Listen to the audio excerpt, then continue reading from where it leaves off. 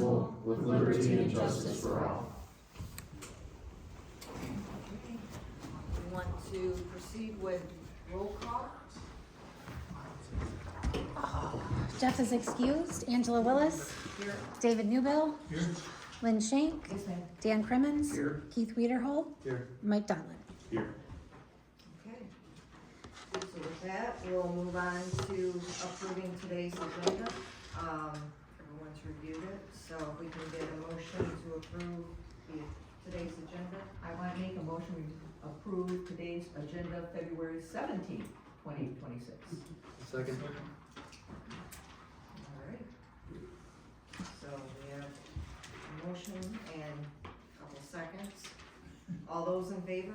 Aye. None opposed? All right, so the next one is approval of the minutes from January 20th of 2026.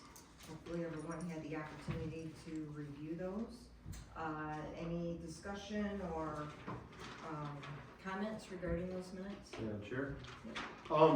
Just a quick comment. I know the motion that we approved the budget, I made the motion and everything about it. And do we usually have comments on our meeting from the discussions of those motions? Or is it just the motion, that's all we have on our meeting minutes? It's just the motion. So you don't have comments on I don't it? have to have them on there, no. Okay. I was just curious, because that's one of the comments I had in making that motion was just seeing previous year's actuals, that's all. So. Didn't Keith get that for us during the meeting? The last 2 years I got during the meeting, and then I asked Danielle for further information. She showed us where to get Janelle. Janelle. Okay, that's the other comment I had. Well, I make a motion to approve the regular PC meeting minutes of January 20th, 2026. Second. Who was that? Me, Donald. We said it at the same time, didn't we? Yeah. Yep. So, pick one. All right, those in favor? Aye. Opposed? Okay, we'll move on. There's nothing regarding public hearing, so we'll skip that part and go right into new business, which is reviewing the results from the community workshop, which was held back on the 4th. So I'll hand that over to Caitlin, if Yes. you don't mind. And I'm going to apologize in advance for how long-winded my intro is going to be, but I think it is important, since we have taken a holiday hiatus from the master plan, we kind of reconvene and think about, I guess, what we're doing tonight. And I guess what I would say is the most important chapters of your master plan.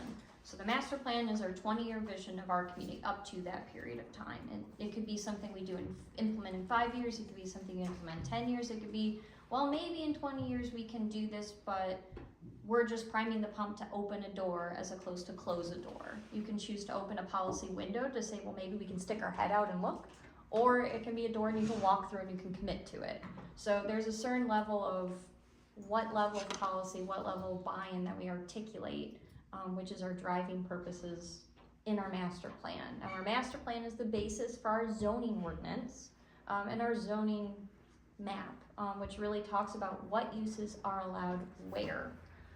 And so we pretty much figured all of the base information, so we're just collecting data. We've reported out about it. Last meeting that we had, we talked about transportation and kind of those corridors, specifically Dixie and Ortonville, and how we anticipated maybe seeing some changes, definitely based on the visioning meeting that we had earlier this month. And so that's kind of where we are in context. We're going to go over the visioning meeting results. We're going to talk about goal and actions, and we're going to talk about the future land use. So to not provide a future land use map, we will develop one, but I think it's important we had our policy discussion first to make sure that we go through that.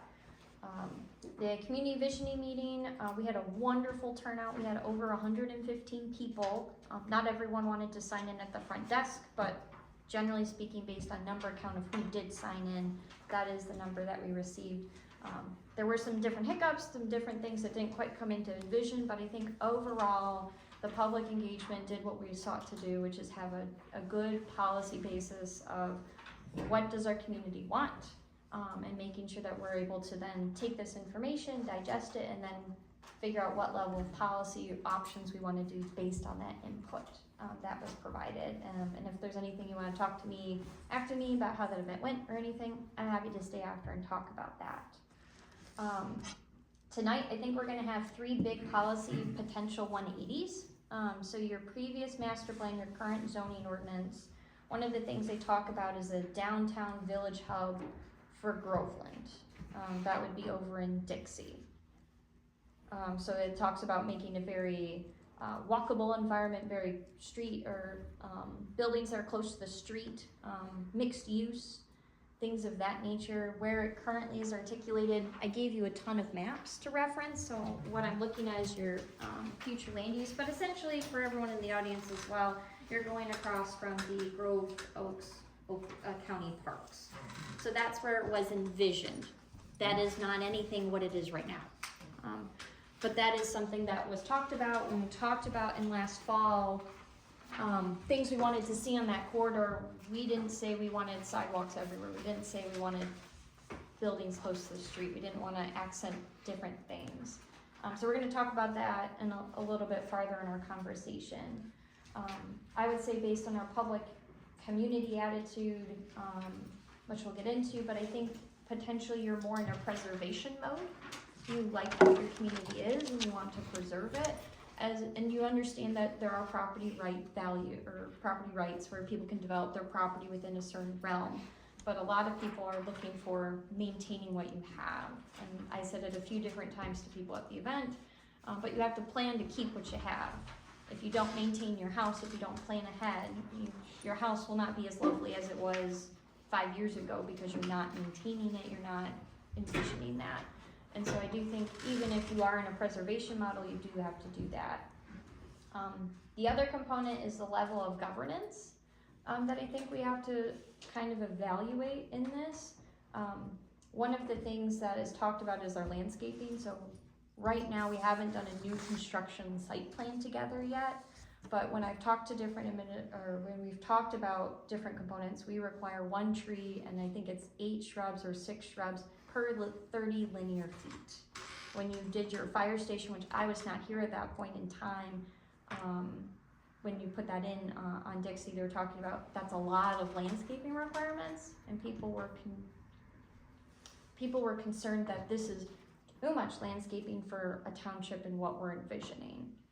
And so there's a difference between we want to have a natural look, which from a zoning perspective, well then I mix trees and shrubs. That looks more natural than just a row of trees, and especially one type of tree. But trying to make sure when we've actually put policy into practice, have we been happy with those results? Because your current zoning ordinance has implemented your current master plan. And so I think that's an important dynamic of it. Same thing with like the rooster dynamic.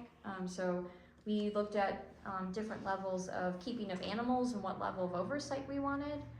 When it went to the township board people, the general sentiment was still, we are not concerned about controlling the roosters if we are in the country. And so if people would like to have that, that is a fundamental value. And so the question then becomes, how do we apply that then for different land use decisions? Are we controlling certain things? Are we saving people from themselves? Are we trying to deal with neighborly issues, or is that something that we're not as worried about being involved in? So that's really what we're going to be talking about tonight, is verifying some of those different attitudes. So going to the visioning meeting, one of the things that we first did was a SWOT analysis. People broke into small groups. We asked people to list their strengths, weaknesses, opportunities, and threats. Do you need a refresher on what those 4 mean? Or I know we explained it back in fall. Okay. So what I listed was those, and tried to include everybody's from those different small group discussions, and then based on what was the most commonly described as the top. So at the top of the bullet, so the strongest was the quiet rural community, natural beauty within our community, lots of recreational land, lots of activities and recreational hubs, lots of community things to do, and then we have some of our other components that are more of our local assets on fire department, taxes are low, library, different things of that nature. But also we have a rural country living, which is rural roads. That is something that makes it specifically feel rural, is that you have dirt roads, not everything is paved. Different weaknesses that were expressed was the lack of police coverage, which we do have a different partnership with different agencies, infrastructure like electricity, internet, roadways, pedestrian connectivity between different parks, and then the Dixie Highway corridor. There were some other components that I listed there as well.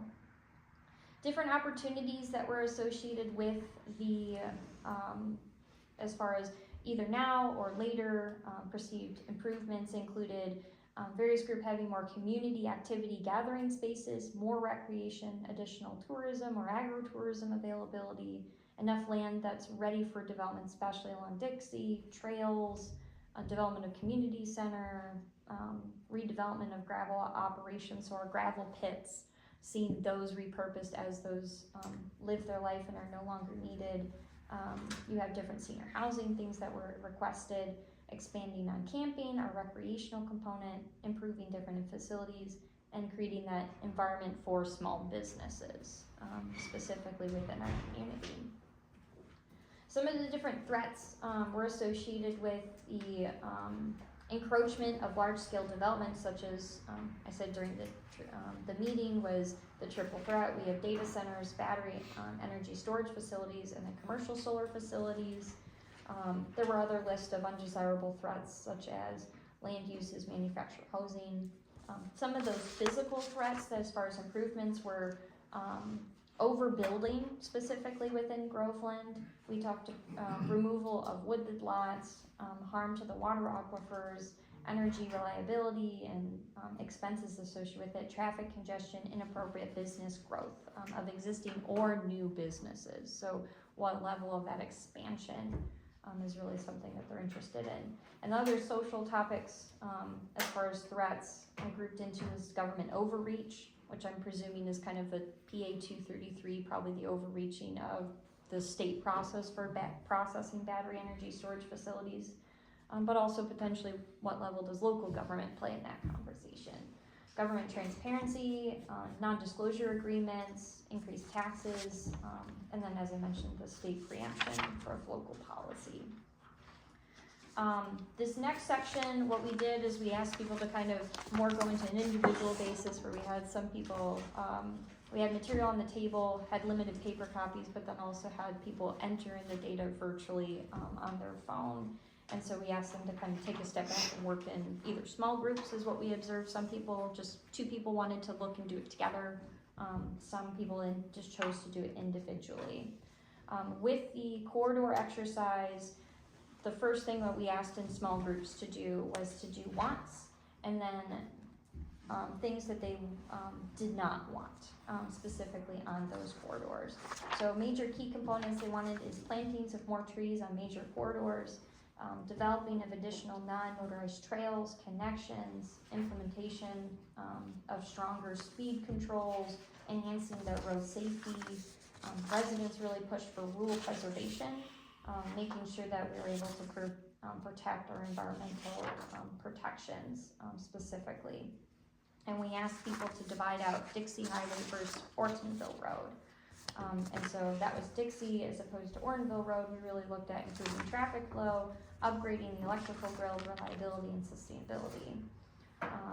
Now, when we looked at things that they didn't want, that was potentially industrial uses, large-scale data centers, a new gas station over on M15. We felt like that threatens the rural character, environmental quality, and visual character.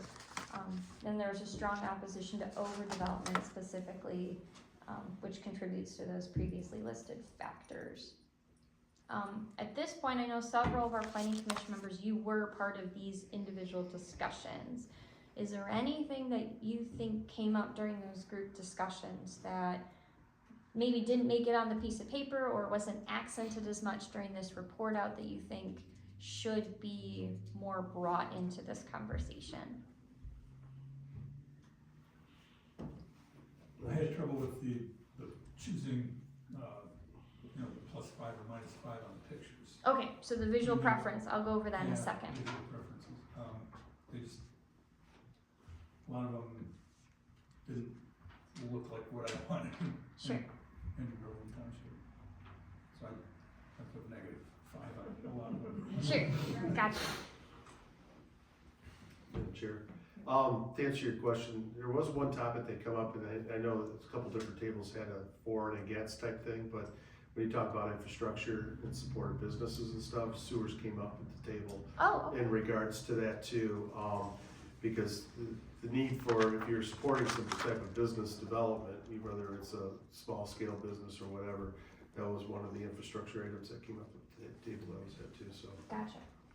And was that, the Seward conversation, I know that, the townships potentially talked with, Grand Blanc Township and having to come down Dixie. Was that the context of that being okay, or was it, I know during the SWOT analysis, people were concerned about that happening, actually weren't for it. And Dixie was the okay.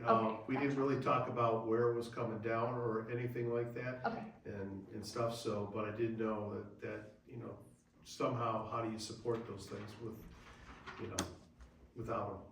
gotcha. Septic fields there alone aren't gonna cut it, so. Okay, and then, the next kind of exercise was that, visual preference survey. I tried to split it up so you're only looking at a couple images per topic. And the intent is sometimes to have images that you like and then sometimes to have images you don't like, to help kind of verify where we're at with it. So, one of the images, when you look at Dixie from a street preference, there was one that had specifically a sidewalk on it, but then had a bunch of evergreens. That was the highest vote getter, was that you couldn't see anything, it just looked like a natural forest with a sidewalk along it. As opposed to the second image was the most neutral on both sides, where you had a 2-lane road, it's some development off to the side, there was like probably 20 feet where they had a little bit of landscaping and a gas station, and then on the right side you could see there were maybe some buildings that were in there, but it was still a couple feet off of that. And then you had a third option where it was a 3-lane road with a turn lane in the middle, but you had minimal landscaping, you had on-street parking, a more downtown type setting. And so that was the biggest negative getter. So that isn't a vision for either one of those corridors, is that you're gonna have on-street parking, that it's a downtown type setting. That wasn't the vision. And it seems to be somewhere between, you're okay with having a bit off the road, some amenities to it, keeping it that smaller thoroughfare. Of course, we can't go back in time and change Dixie to B2, nor could you. But it's looking for that smaller kind of feel associated with it. When we did streetscapes, the most negative image was image number 9, which essentially is already an existing establishment on Dixie, which has a fence. And then you have go into a gravel parking lot, it's the RV facility on Dixie. So this was one of my questions I specifically asked because I didn't know what level of government oversight you want on beautification on this roadway. And a lot of people said, no, this is not what we're looking for. On contrary, on Ortonville Road, I provided the image associated with Rite Aid, which is off the beaten path, but has a row of trees that are there. There also is a sidewalk. So image 6 was, generally speaking, was the most supported image, as far as that is generally what you were looking for. There were some different downtown concepts that were also shown.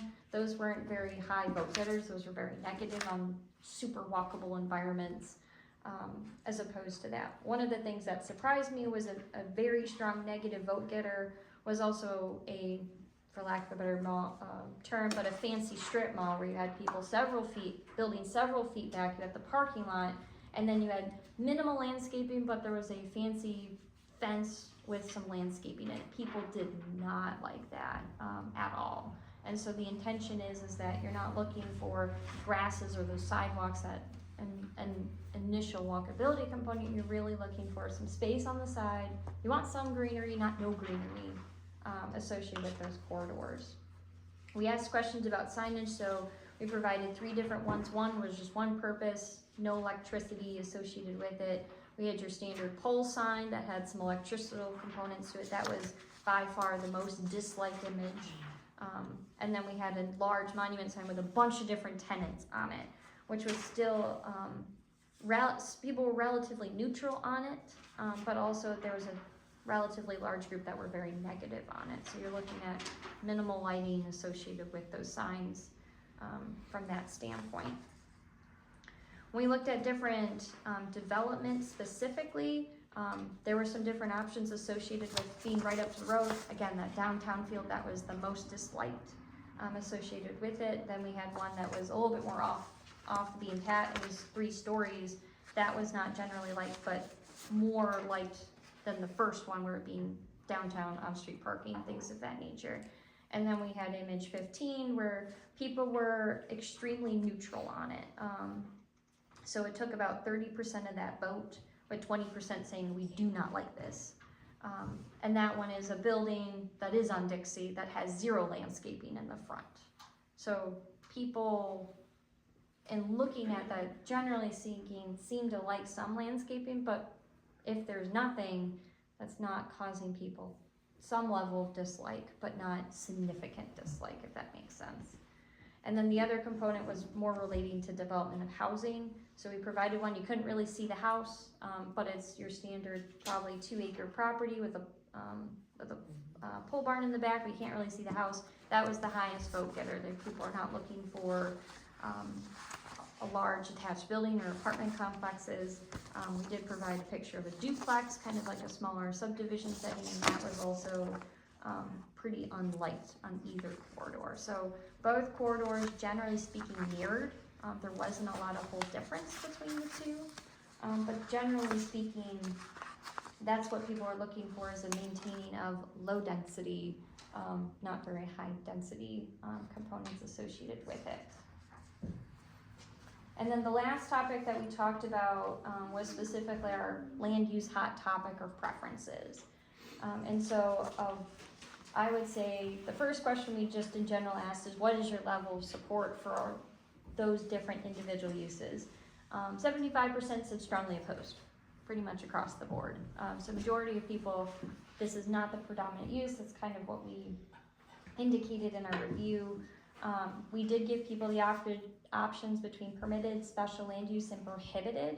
I would say about 60% across the board, it's just prohibited. That is the majority opinion. You did have a handful of different people at each table based on the numbers, so about 30% of our group. So if you're thinking of 10 people at each table, about 3 people per table weren't necessarily opposed to that and said, well, if we have to have it, maybe it makes sense as a special land use in these corridors. So that's what I focused the analysis on, is saying, okay, what were the top 3 districts, and was it a special land use or permitted? All across the board, special land use was the most inferred. There were a couple of people that still thought it was okay permitted, but following the general attitude, majority thought that these were appropriate as special land uses. For our battery energy storage facilities, that was your flexible corridor, your light industrial and general industrial. For the commercial solar facilities, that was your extractive, general industrial, and also your flexible corridor. For your wind energy, you had 2 industrials and then commercial corridor. And then last but not least, data centers. You had general, commercial, extractive, and then that flexible corridor as part of those top 3. Where are people, if it has to go somewhere, these are the zoning districts that people would be conducive. The last part of this request was then to have people list what were their main concerns. And so they ranked what those different concerns were specifically for each of these individual uses. So the top 4 for battery energy storage facility was adequate fire, public safety services, adequate disaster planning, water quality, environmental impact, and then air quality. For commercial solar, it was adequate disaster planning, adequate fire, public safety, decommissioning or removal, and aesthetics. For wind, it was associated with the adequate disaster planning and equipment, adequate fire and public safety, noise and aesthetics associated with those. And so we did have a lot of open-ended questions where we said anyone can leave a comment as part of that. And I think the context is a lot of people were there to have the discussion on those triple threat uses. And this isn't just something that's a use issue. It's a bit closer to the heart for a lot of people. This is my community. I think that there are different things that are very concerning associated with that level of community and impacts. They want to stay here, they're invested in this community. And so I think that's not something that necessarily is a statement in the report. I can add that to the report, but one of the things is a lot of people cared that came to that meeting. There were some people that were more specific on different uses or for different purposes, but the people that generally came, they did care about their community. I was pleasantly surprised how many people took an interest in the zoning map and said, for a zoning map that's been around for 2 years, I don't recognize this at all. So I didn't put that in the analysis, but I had several conversations with people trying to understand more of the purposes of those zoning districts and, well, why is it bigger here and less there? And so that was something that I think you do have a very intelligent group of people that were at that event that do care about this community and want to make sure that they have that vested interest and heard. Is there anything else, I guess, that from the high level and running around to each individual table, is there anything that you felt for those members that were there that really didn't make it into the report that you think really should make it into that report?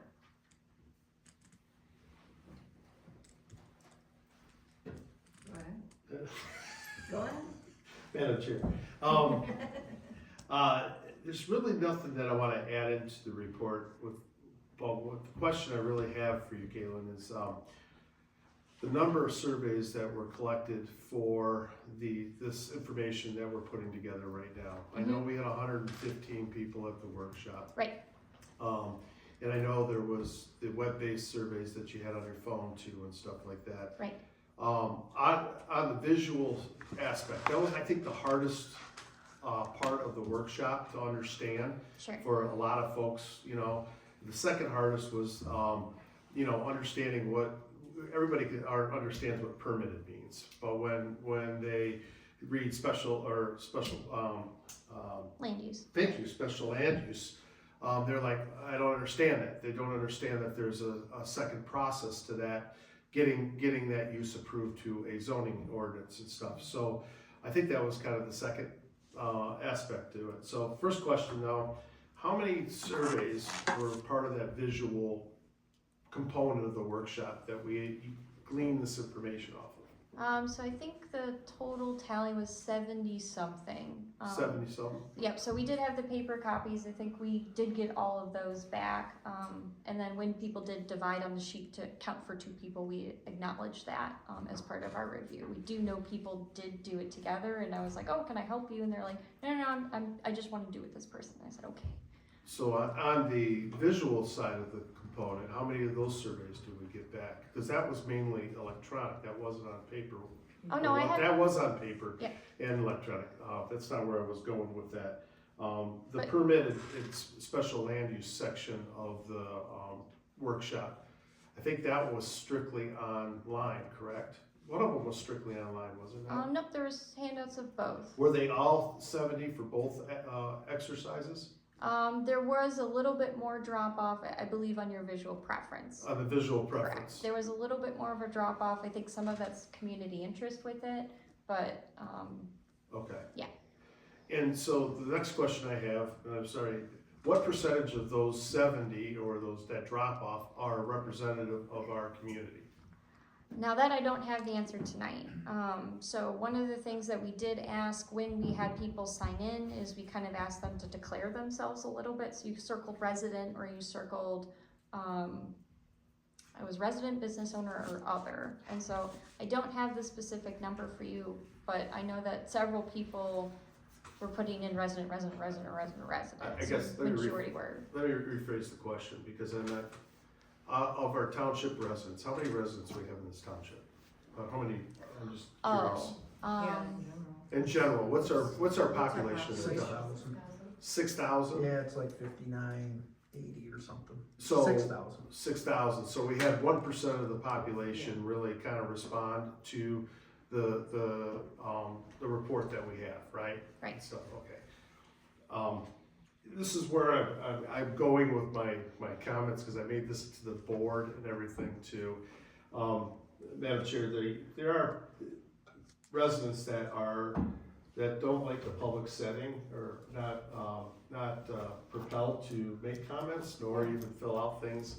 And I'm a proponent of getting information from folks in multiple ways. Not just workshops. I think the workshop is one step, but I've used interactive web-based surveys too. We already have the basis for some of that, even with what we've done with the workshop, in order to really kind of gauge a higher percentage of the residents in the community to understand, what that is. Because there were a lot of heartfelt people there that at the workshop and understood why we were at the workshop, that could, have that varying skew to it too, because it is an emotional thing to talk about Bess and to talk about all those things out there. And we're trying to look at not just those things, we're trying to look at the bigger picture.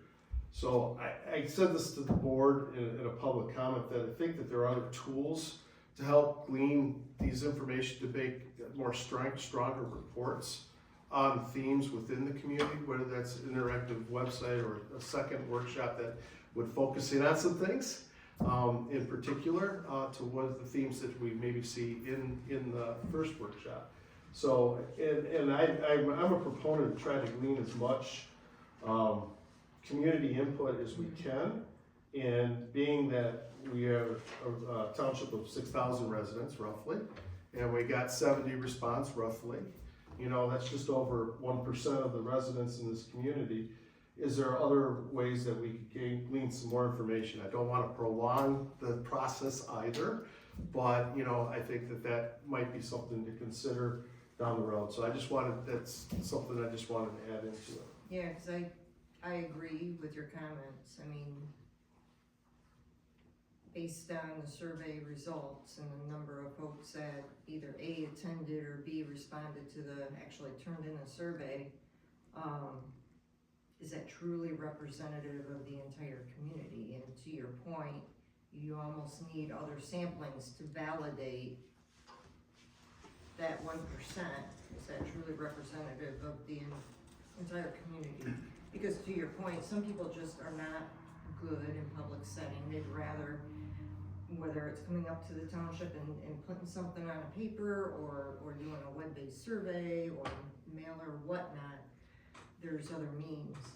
So I kind of agree with you that, and I'm not saying that the results are skewed in any way, shape, or form. It's just we have to go through and validate to ensure that yes, this is representative of at least a chunk of the community.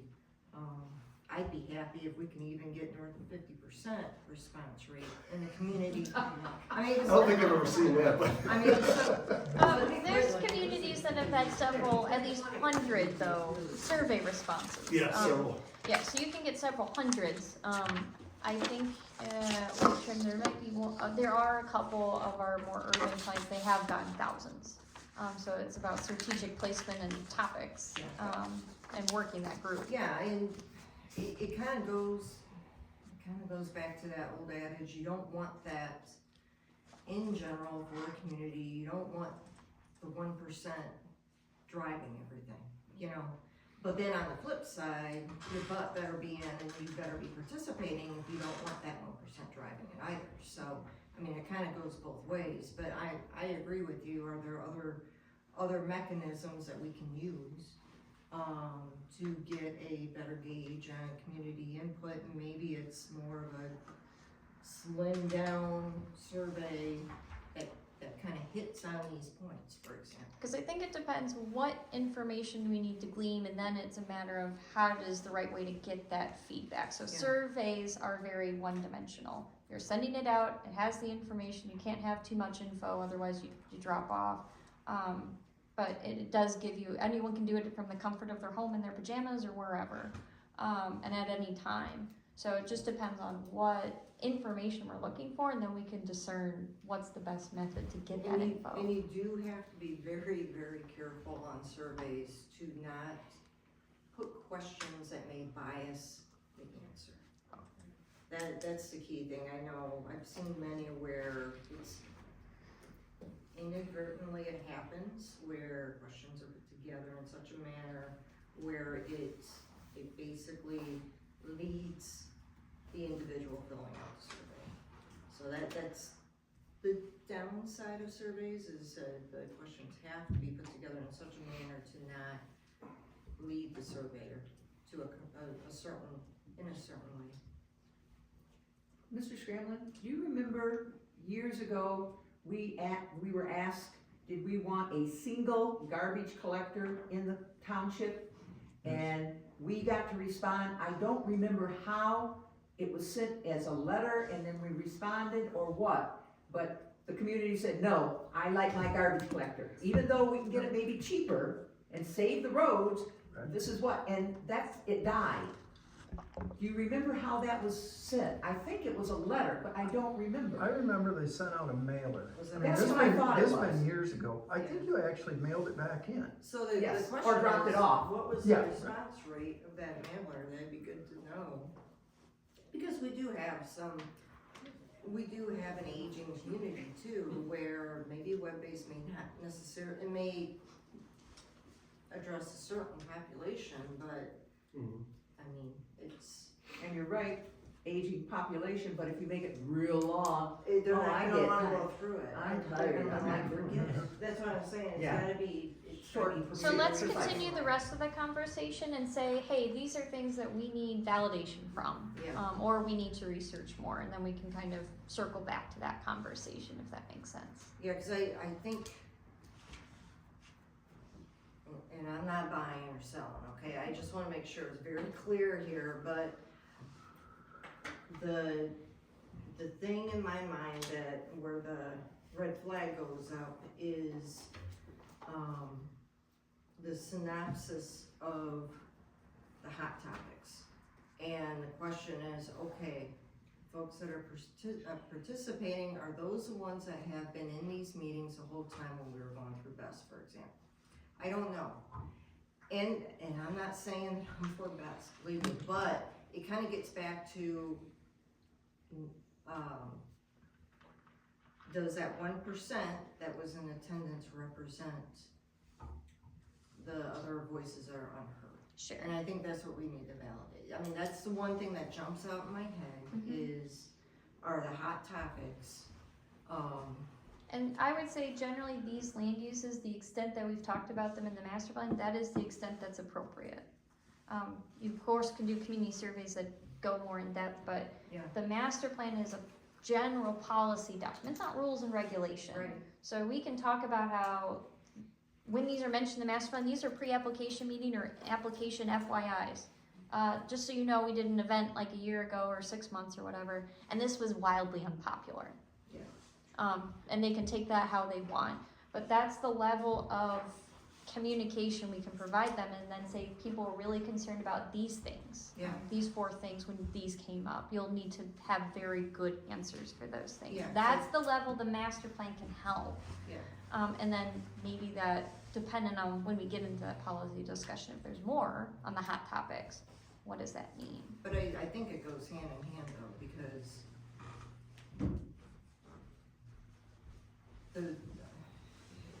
and I know the policy comes after the master plan, but I think having that input regarding the hot topics is key to designing the master plan up front. With that in the back of your mind as you're laying that out. Sure. You know, and even like the downtown corridor area, okay, but it's those type of just trying to get the general feel of what does the majority of the community want in these different areas. You know, what are their goals, what would they, and to me, that's what shapes it. If best data centers and solar and wind farms are not on people's list in terms of Sure. being incorporated in the community, then we gotta be cognizant of that as we're setting up the master plan. Yep. that makes sense, I follow. One other thing, is this available to the community?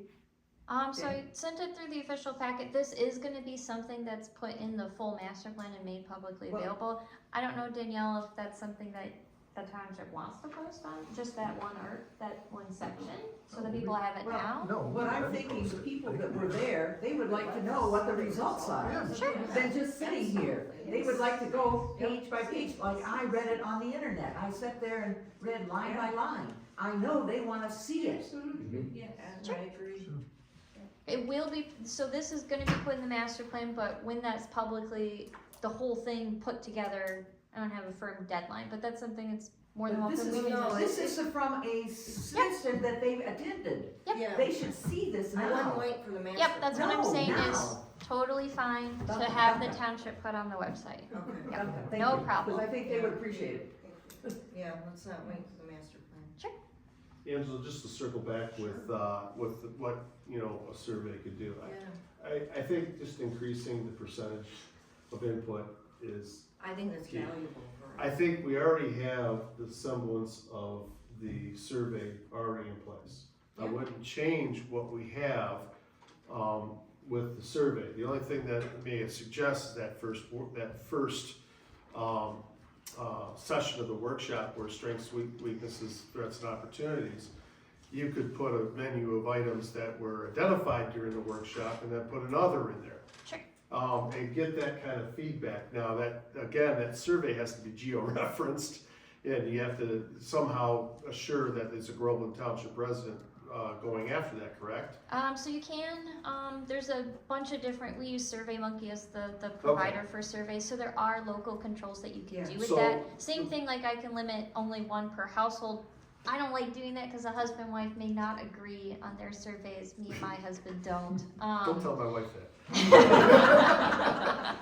So I guess the point I'm making is that I think we have the basis of that to strengthen the workshop data to kind of like say for, you know, here's a survey for the next 30 days. This is open till, you know, April 30th or whatever. Correct. And people will then advertise that. You could advertise that by a mailer too, with a QR code. And you have the township newsletter, and I know we were collecting additional emails at the visioning meeting. Yeah. So that's an easy way if we can figure out the timing and put it in something you're already mailing. And that's just to strengthen the whole report is kind of what I would Okay. do. And I would post that on the website as well, you know, saying results from workshop, you know, more to come or something along those lines. So, thank you. Yeah. So is there, I guess as a next step? So, we're gonna keep talking about master plan stuff. So with the visioning meeting, there's a few tweaks I'll make to it, then I'll send over the final version. That's something that we can then post publicly and then have posted on the website. There's, at least the one, tweak that we kind of had mentioned earlier with the sewer. So I wanna make sure that's inserted, as part of that. So the next topic of the master plan is talking about goals and actions. So that's page 46, and then you have to flip it right away because it hangs over. So the goals and action section, goals are general policy statements. They're really intended to help say what do we want. They're mission statements. And so we tried to break them up into category, and then we provide levels of action. So you have goals, some communities do objectives, and just you might as well just go to the action. So these are different levels of degree. When I'm crafting actions, unless you're 110% gonna do it, we're going to explore. We're going to encourage. We're not gonna use very assertive language. And we're trying to be open-ended because one of the things that's wonderful about planning is that you can't predict the future. And so what we're trying to do is to craft language that provides us a general policy direction of where we wanna go, but not too narrow, not too wide, that helps us guide us on our general vision. So the first one is community character. We want to maintain and promote Groveland Township as a rural and natural character.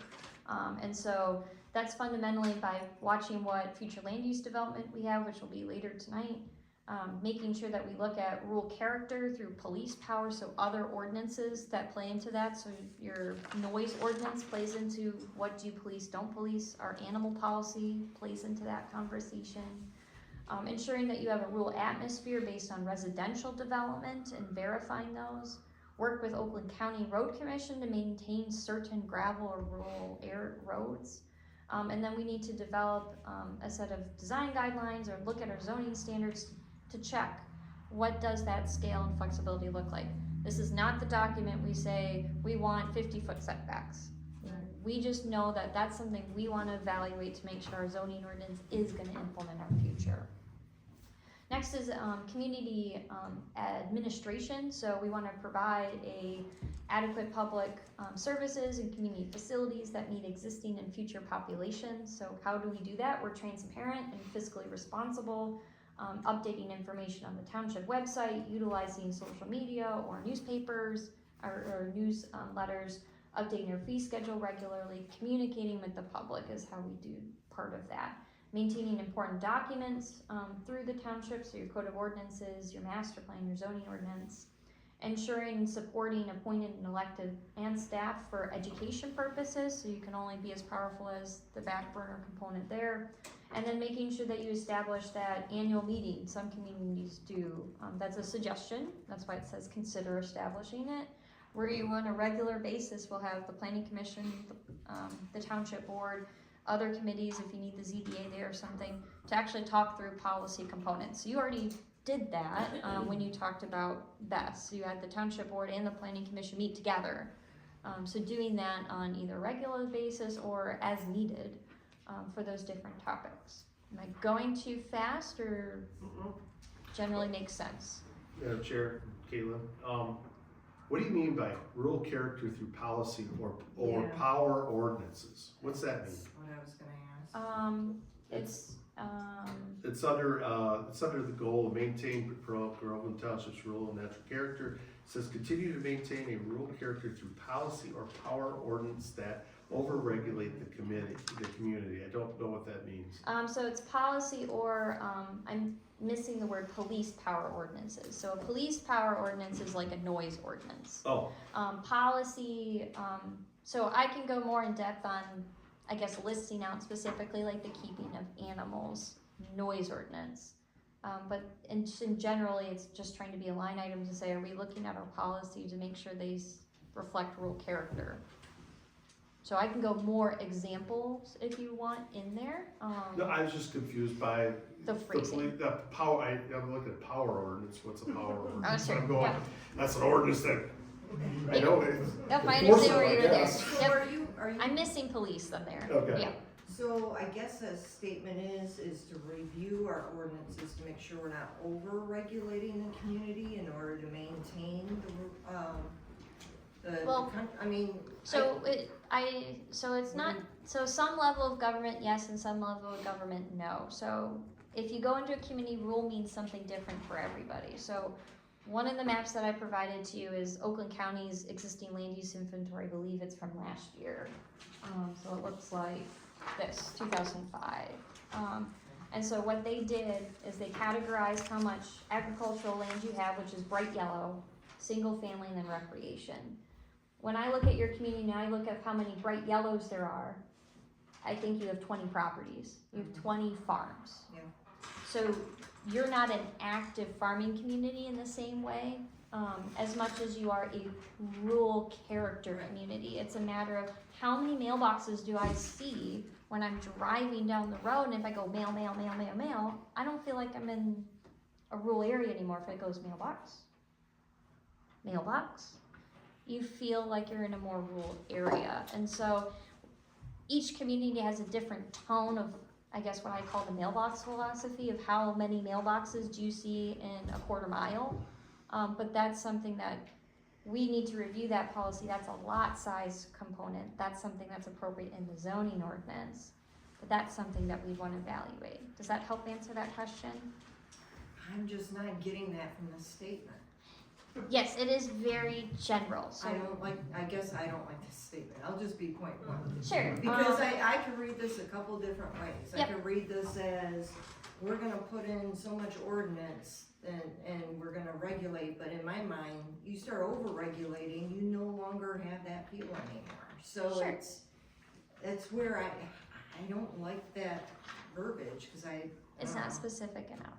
it's either, no, I wouldn't say it's not specific enough, I'm just saying that I'm not sure that, I'm not don't sure overregulate. that's your Yes. intent, I that make a you're comment? trying to state. Sure. Madam Chair, I agree with you, Mike, I was gonna say the same thing. But- Through policy or police power ordinances that do not overregulate. Yeah, there you Would go. make- Okay. I would feel better Sense. about that, but I think that's really what, I don't like everybody wants that to say. over-regulate the community, because Yeah. you don't want to over-regulate, otherwise you lose the character, period. You're Well, forcing you it. lose private property rights. Yeah, you're forcing it, and Yep. it shouldn't be forced. Okay. Any other corrections or modifications on those first two?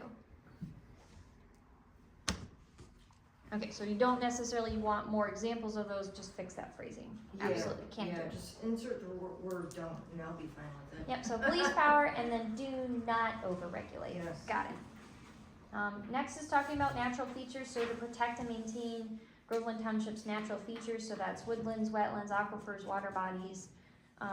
One of the things I highlighted, I did bullet it in there, is evaluate woodland protection standards such as tree preservation credits, replacement tree credits within the zoning ordinance. So these two policies require a certain level of funding to just even start the project. So if you're gonna do tree preservation credits, so it's the idea that I'm keeping these larger trees, I did a tree survey to say it's this many caliper, this tall, and I'm now gonna have to put in new landscaping because I kept a really big oak tree that was maybe 20 centimeters around. So I don't have to plant 3 new trees because it's valuable to preserve the existing that has a lot more character to it. That's what tree preservation credits are. Tree replacement credits are the stick approach to that, in which you have to do a tree survey of every tree that's usually over at least your thumb width. And you have to identify the type of tree, if it's diseased or not. And then you get punished to say, if you removed so many of these trees, you now have to plant a tree to replace those 5. So, Does that fall obviously, under the over-regulate part? Yeah. yes, it that's- does.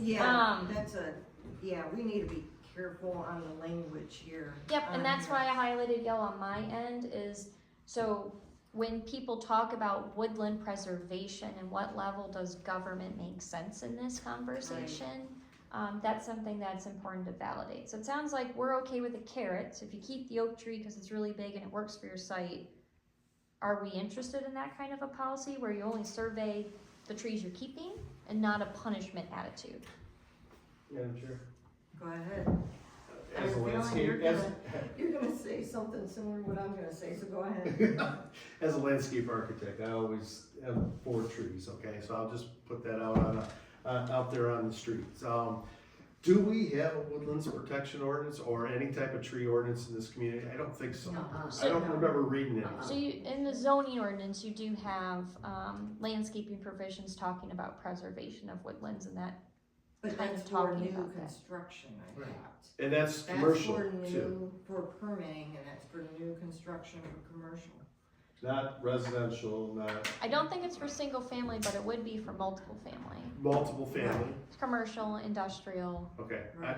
I'm sorry, I'm not versed Nope, on you're good. the ordinance myself on that being new, but Yeah. I just wondered, I think there's a certain level that you need to have for preservation. I don't know if you get into the preservation credits and the replacement credits. I don't, No. we're not Southfield or, Cause I read this, I know where this is going, and I've seen communities where It- I a do person woodlands tree can't drop protection all a the time, tree so. in their own property. Or in the city of Ann Unless they Arbor, get every tree's got a approval. metal tag nailed to it. and you Yeah. have to That is call exactly what a inventory. tree survey is. I was out tagging You trees, want not us to listing them come up to your ago. house and count your trees, Mike? No. Not only are they coming to count my trees, and if we're gonna count trees for every new house that's built in the township, How many a year? Dan? Well, it doesn't pertain to residential, Houses? but commercial and multi-use. I couldn't even tell you, multifamily. to tell you the truth. Can we just leave the first bullet, review requirements in the zoning ordinance for new developments to ensure the natural environment will be protected?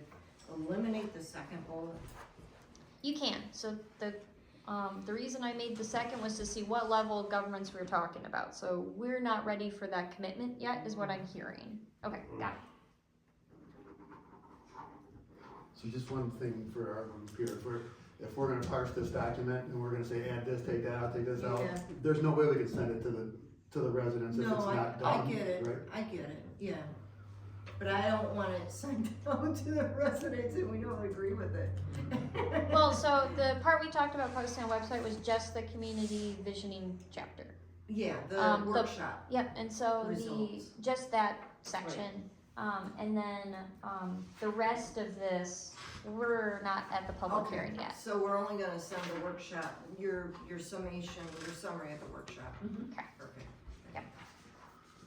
Next is talking about, collaboration with other nonprofits, like you're in the Flint River Watershed Council area, and so coordinating with them, they do regular cleanups and things of that nature, I would presume. I would just change this a little bit, cause this is too specific, I would just say collaborate with nonprofit organizations or other organizations in cleanup efforts, or maintaining of a clean environment, and then leave it. I think it like makes sense to still list Flint, so then you at least know of a partner. Cause otherwise you're kind of saying, well, you know, somebody. But the Flint River Watershed Council is a legitimate organization, they are active, and so I it at get least that, gives you a but- starting But point. shouldn't it be up to us to research and figure that out on our? We are part of the Flint watershed. Our, okay.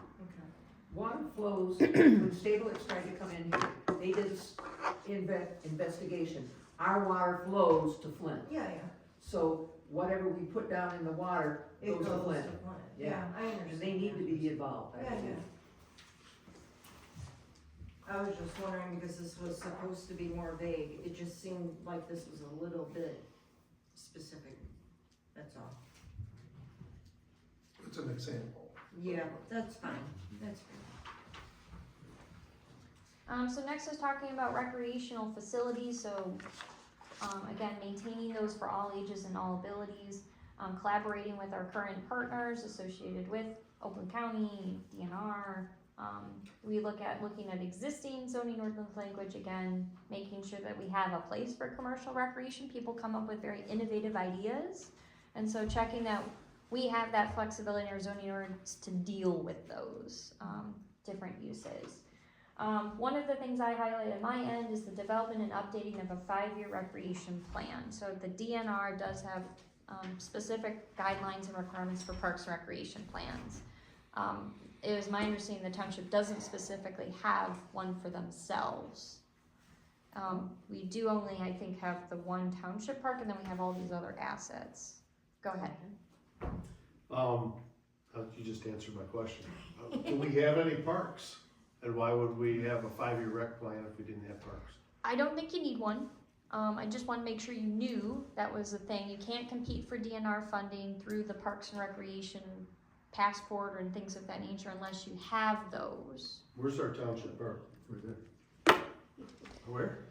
The Right here? playground, yeah. That's good, okay. Boy, I've been in this community for a But- while and I still know that. Come on, Lynn, you're supposed to bring me up to speed faster. I'm sorry. But it could be beneficial if we, and I think it kind of goes along the lines of laying out the new master plan. And if the master plan incorporates us wanting to expand in terms of the recreation park concept in certain areas, then that's probably where that 5-year recreation plan would come in handy, because then that could allow us a venue to get additional funding. Right. But right now, it doesn't make sense because we just have this, right? But if we do decide that in the master plan, we want to have something much more significant, then it may make sense to do one, so we can lock in funding. So maybe rewording this to. So I could talk about consider the development, Consider, make it a little bit yes. more of a less of a Because I commitment. don't think we would have one if we lay it out and the extent of our recreation is what we have now, that wouldn't make sense, right? Correct. Would we have that in the next 5 years, that take in more parks, township-owned parks? Well, I mean, that's what we gotta decide on the master plan. Okay. If we want to do that, then having that 5-year recreation plan is a mechanism that would allow us to get to that goal quicker because of the funding.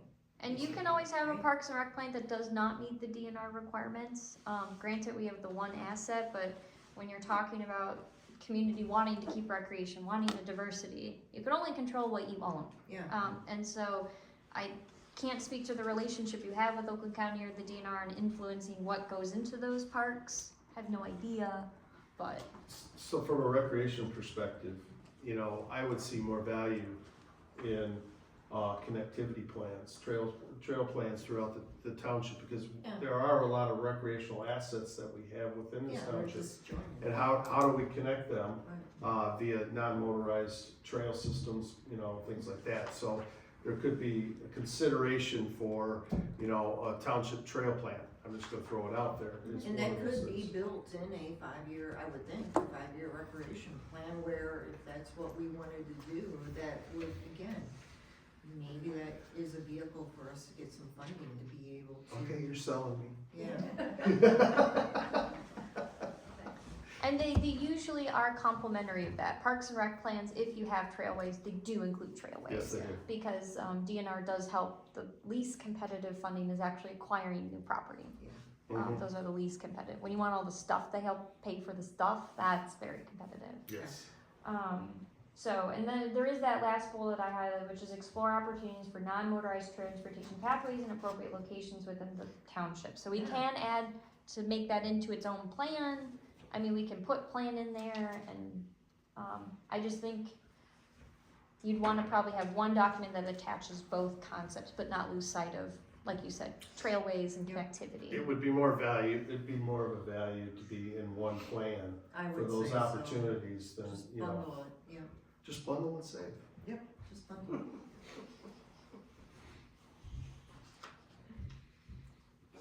Alright, so I'll relocate those, do you want me to actually consolidate those budgets to or bullets, or do you wanna keep them separate, just so then, one of the things is at the end of the plan, when we go to implementation, if it's a separate line item, it is a little bit easier to track over time, so we can say we did do some non-motorized transportation pathway, but we didn't commit to like a full Parks Rec plan.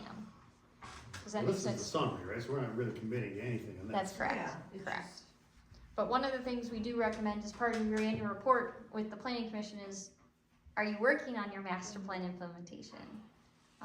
And so if they are separate bullets, it's easier to say, we did do this portion, no, we're not ready to commit to a 5-year plan. I'd be the proponent to keep it separate, so for now. Okay, I sounds think good. that's fine. Residential development, so have a variety of different housing opportunities that meet the needs of residents. Again, maintaining that rural character and open space. So evaluating zoning ordinances, both in how they're designed, but also the uses associated with it. Look at future density controls regarding those different housings, and then evaluating specifically like landscaping requirements for residential between them and other non-compatible uses. I don't use that terminology there. I can add that terminology there. But I think in generally, in an open space environment, it doesn't matter who your neighbor is, you want to have some level of landscaping. I'm not saying that we're gonna require single family homes to have our, like, individual things, but if it is a planned community, let's say, we're evaluating those aspects.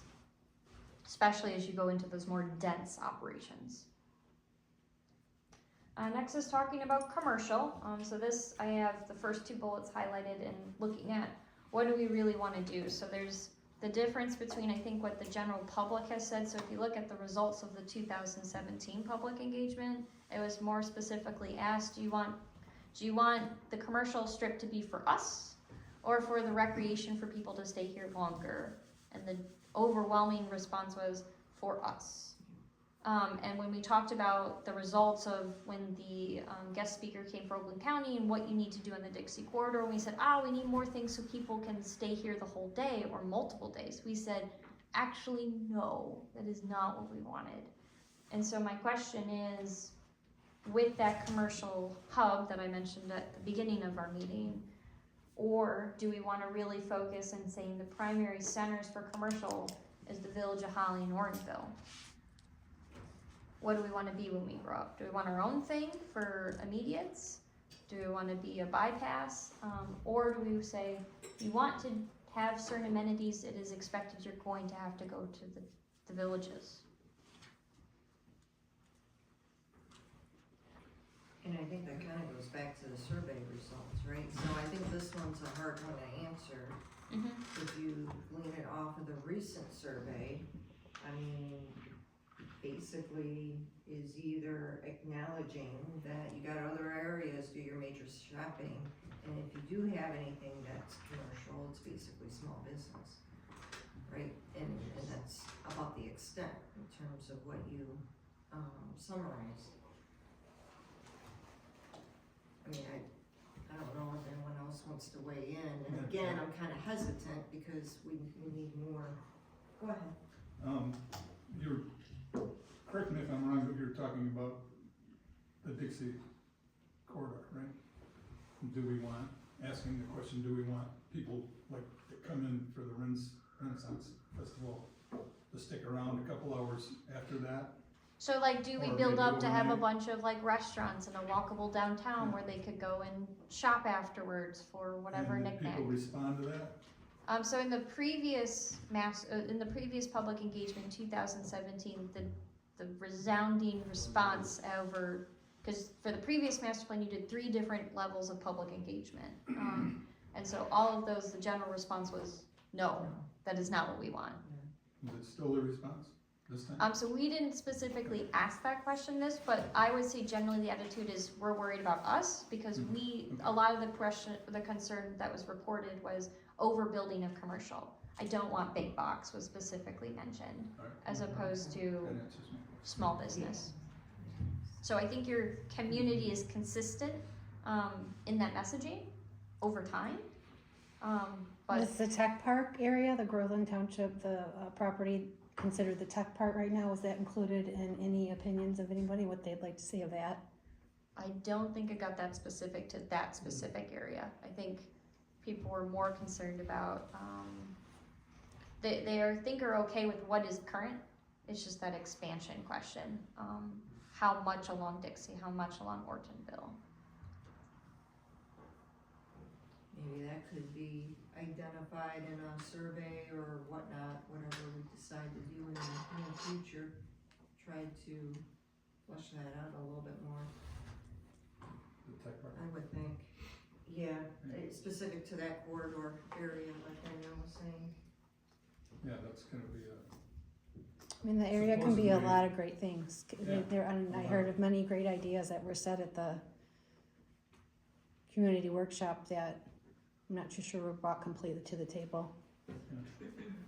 that's gonna be potentially a large part of our tax revenue too. I think you need a bigger plan of action over there so you can get a hold of the data Absolutely. Because if centers. you got, if you say you had 20 small factories in there, small shop with office in the front, with a dozen people working each one or whatever, those people are gonna wanna go to lunch somewhere, do something. They're not driving to Clarkston to go to lunch, they're gonna wanna do it here. They want We don't have something anything close. for them. Like the villages of Rochester, it's a little shopping, a little businesses, little places to eat. That could be our hub. But when if you say, when people come for the off-road park events, or they come for Renfest, are they gonna stick around a couple days, or are they going home at night? They have to go home at night unless they're camping, because there's nowhere else for them to stay. Yeah. Even in Holly, there's nothing. Right. They'd have to go to Grand Blanc or back down to Clarkston. There's not a lot of options for them.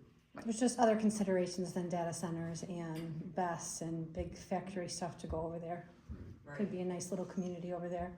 Parks, walkable Yeah, paths. There's, excuse me, I didn't get in on the last meeting and all the new procedures, so. I would, to your point, Danielle, and your point, if people are coming in for a day and spending I don't know, X amount of dollars at the Renaissance Festival, there could be a couple restaurants and bars, maybe. We even, in my group, we even suggested a car wash there at the site of the old fire station. Be a great place for Get a lot of ORV traffic. Yeah, More Jeeps in there. Yeah. yeah. A lot of Jeeps. But there's a lot of revenue generating Yeah. possibilities right there. And it's whatever every developer looks for as a traffic. Yeah. Oh, by golly, We got 75 right off that tech park. We got a perfect traffic Now, environment. Caitlin, when you do, if you evaluate an area, because we're deciding where we want the tech park to be. And then we're deciding we want to have like a downtown hub or a village down in this other corner. Yep. When we want to attract businesses to those areas, they do their own research. They don't just want to be where we tell them to be. Well, we want to be closer to the freeway because we're going to get more traffic. We're going they've got other factors that they look at. So does it limit us or choke us to who's going to want to be in those? In those.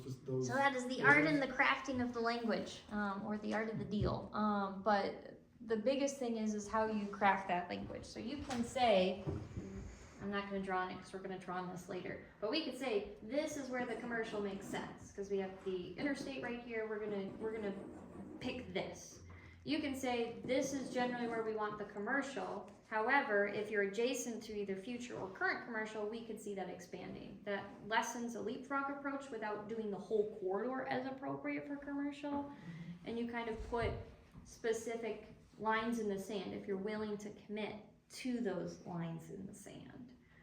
So that is something that when we're master planning, we try to make sure that that language is as flexible or inflexible as we want to balance all of those priorities. Because everyone has the right to apply for a rezoning. They're not guaranteed on the rezoning approval.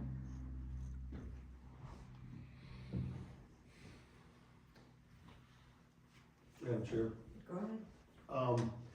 One thing that, when we were talking at the workshop with the table and stuff, we were talking about, the low tax base that we have here in Groveland Township. And as an opportunity, it came up of, commercial development being an opportunity for tax base. So I don't know how, and that goes back to not Dave, the revenue, increased revenue and that. I think this is where that opportunity, consideration of, I don't know how you write the action on this one to be measurable, but something that would have that type of action to it, that we could,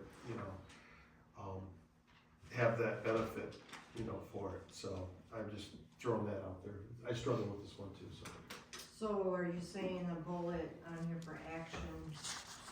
I think somehow addressing the opportunity that commercial To development expand. can be some type Can of, expand or increase tax revenue or something along those lines. something along those. I think there's opportunities there, through those businesses and stuff, not that we want, So I always hesitate to put the reason we're doing is for tax incentive because we don't do rezoning approvals because I want to.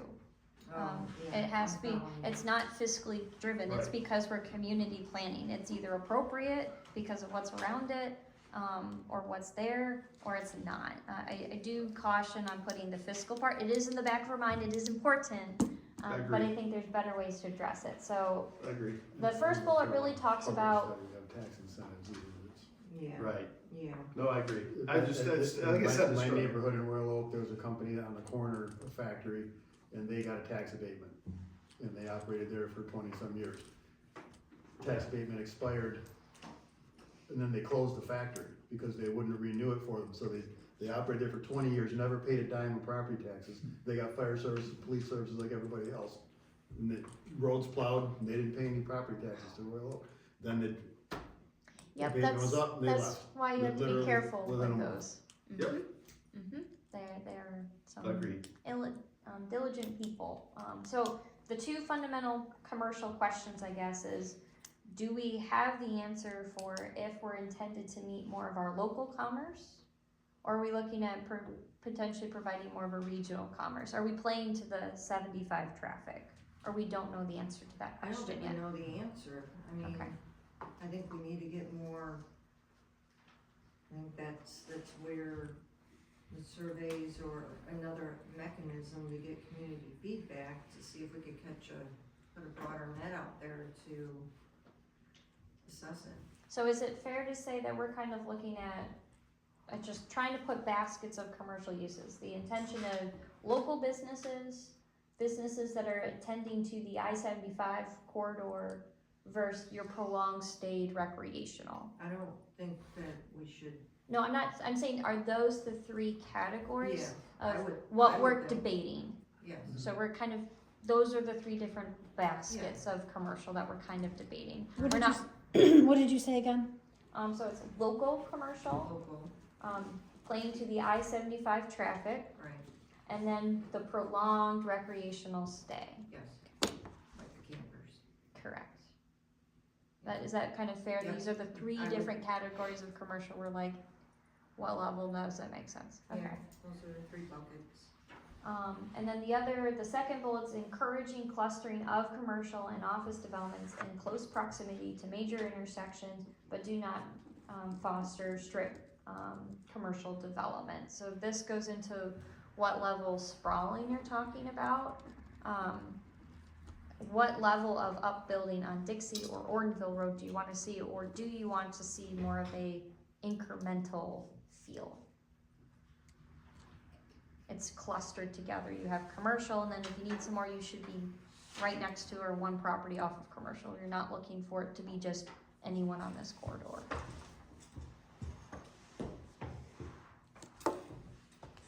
Or we don't know the answer to that yet. Can you restate the question? Yeah. So are you looking for development to be clustered along Dixie? Or are you looking it to be like it could just do the whole entire corridor? I don't think we have the answer. I'll be frank. Sure. I mean, I mean, based on some of the survey results, you know, strip malls, you know, something of large extent is definitely off the table, at least based on the 1% that came, that basically provided input, you know, that. Is it fair to say that when we're talking about where commercial is or isn't appropriate, we're really looking at it to stay on those two corridors? So Yeah. we wouldn't want necessarily somebody to say, well, I'm gonna actually buy the property here, I wanna rezone it near the intersection of Barron Road and Grange Hall Road. I think it'd be a great place for a No. car wash. So No. we are I think literally we're saying limiting- commercial is only on these two corridors. Yeah, Is that 13 fair? As far as zoning, Okay, so yes. that's something that we do know. Yeah. Okay, so we are I only guess the it would be Dixie. the big question is the limits of that, like how, Right, what do you want that to look like and where exactly? Because it's hard for us to decide. We can say, yeah, we'd like to have it here, but somebody that wants to service the off-road part might wanna be right across the street, you know, versus down in like a village area. Yep. There's the whole section of M15, like north of Ortonville. Yep. And we don't have any desire or any plan to have a sewer run through here, but they do. Mhm. And when they get it, they're gonna develop M15. Yep, and They so, can do the north on our part, and we can make some tax money, but they're going to do the south. We can encourage them to do the north by having some commercial zoning up that way. Sure. Where they could do that, but right now, they're going south of Grange Hall, all that property by the school and everything that, Okay.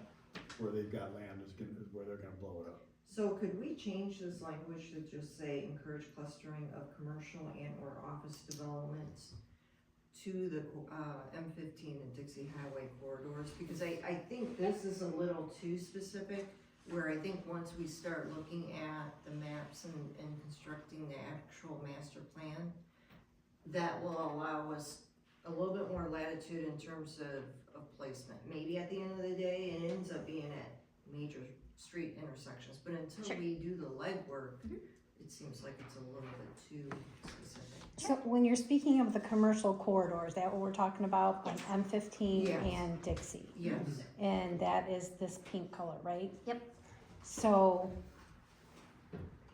so some communities, what they'll do, so you'll have like the local needs, there will be somebody that's like, well, I don't mind that you don't have this existing non-conformity, I guess, issue, but sometimes in communities you have the random gas station at this one intersection that's been there for like 30, 20 years. So I'm just checking, we're not interested in that popping up. I don't, like you said, some people like to be wherever they want to be for whatever reason.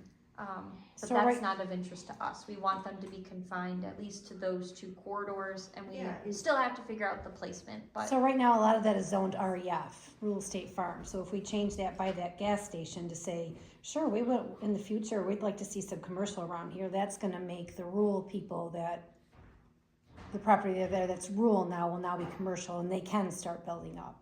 But right now, there's only one or two small sections of the commercial corridor, and that's what you're looking for, correct? Yeah, The I mean, pink right here, this is Right. gonna be commercial, these two right here, so nothing else down here.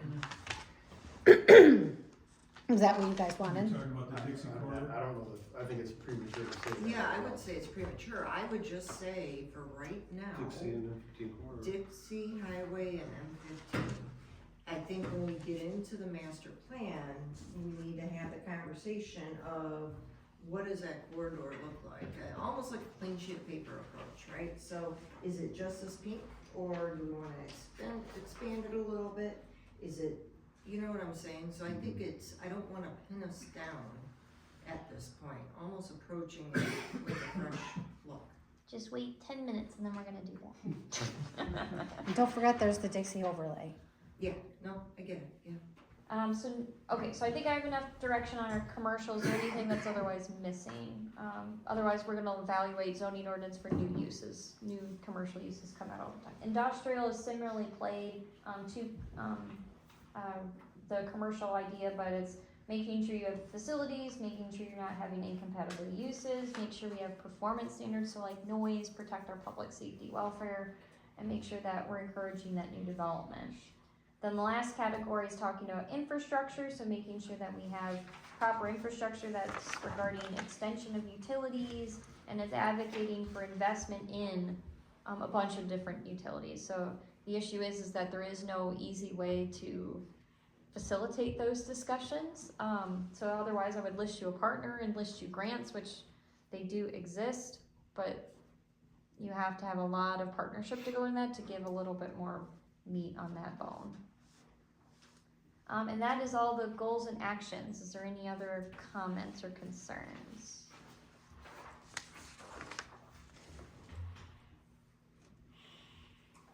Okay, so then the last portion of my discussion I was hoping to have is talking about this future land use analysis. It has a table on the front page. So I'm taking a second from the actual dry language of your zoning ordinance and saying, okay, we're trying to put somewhat rubber to the road. This is not a zoning map, but what we're working towards is saying, generally speaking, what do we want to do? So I did provide in your packet, what is the future land use plan as of right now? This is your previous plan. I did not provide our copy yet because we need some constructive feedback on that. Everyone has that map? Okay. So what I did in the first column to the left is talking about what is the current future land use classifications. Then I looked at your zoning ordinance. Your master plan is based on your zoning ordinance. And I said, okay, do you have those equivalents? So you currently don't directly have that village hub commercial corridor yet.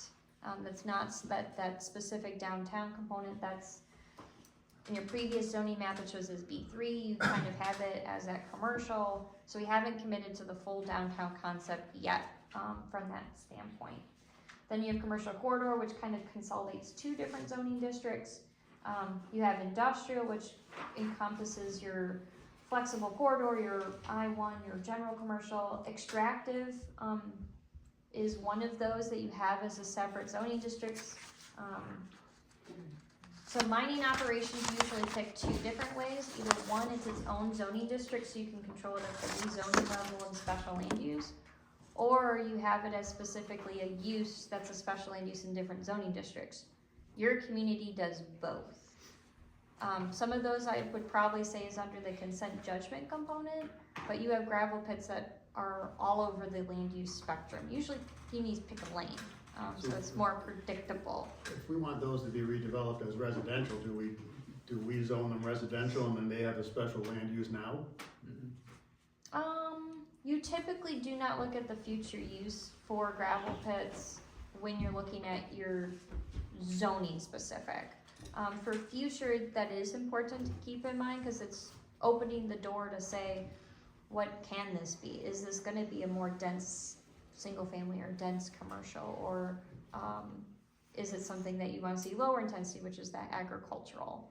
To answer your question there. You guys had said before, and this is before a lot of people were on this board, that you guys had wanted to go back to the B1, the B2, the B3, the R1, the R2, the R3, back to that zoning so it was more broken down. Were you still interested in doing that? Oops, I wasn't there yet. Oh, I'm sorry. That's okay, that's okay. You got recreation, you got. Are we gonna talk about that? Yes, though? we are, Okay. absolutely. And then you have your overlays, and your planned unit development. So then the right column, I was gonna go through each of these and say, are we ready to kind of commit on those recommendations? So the first one's talking about our real estate farms. Your minimum lot size is 2.5 acres.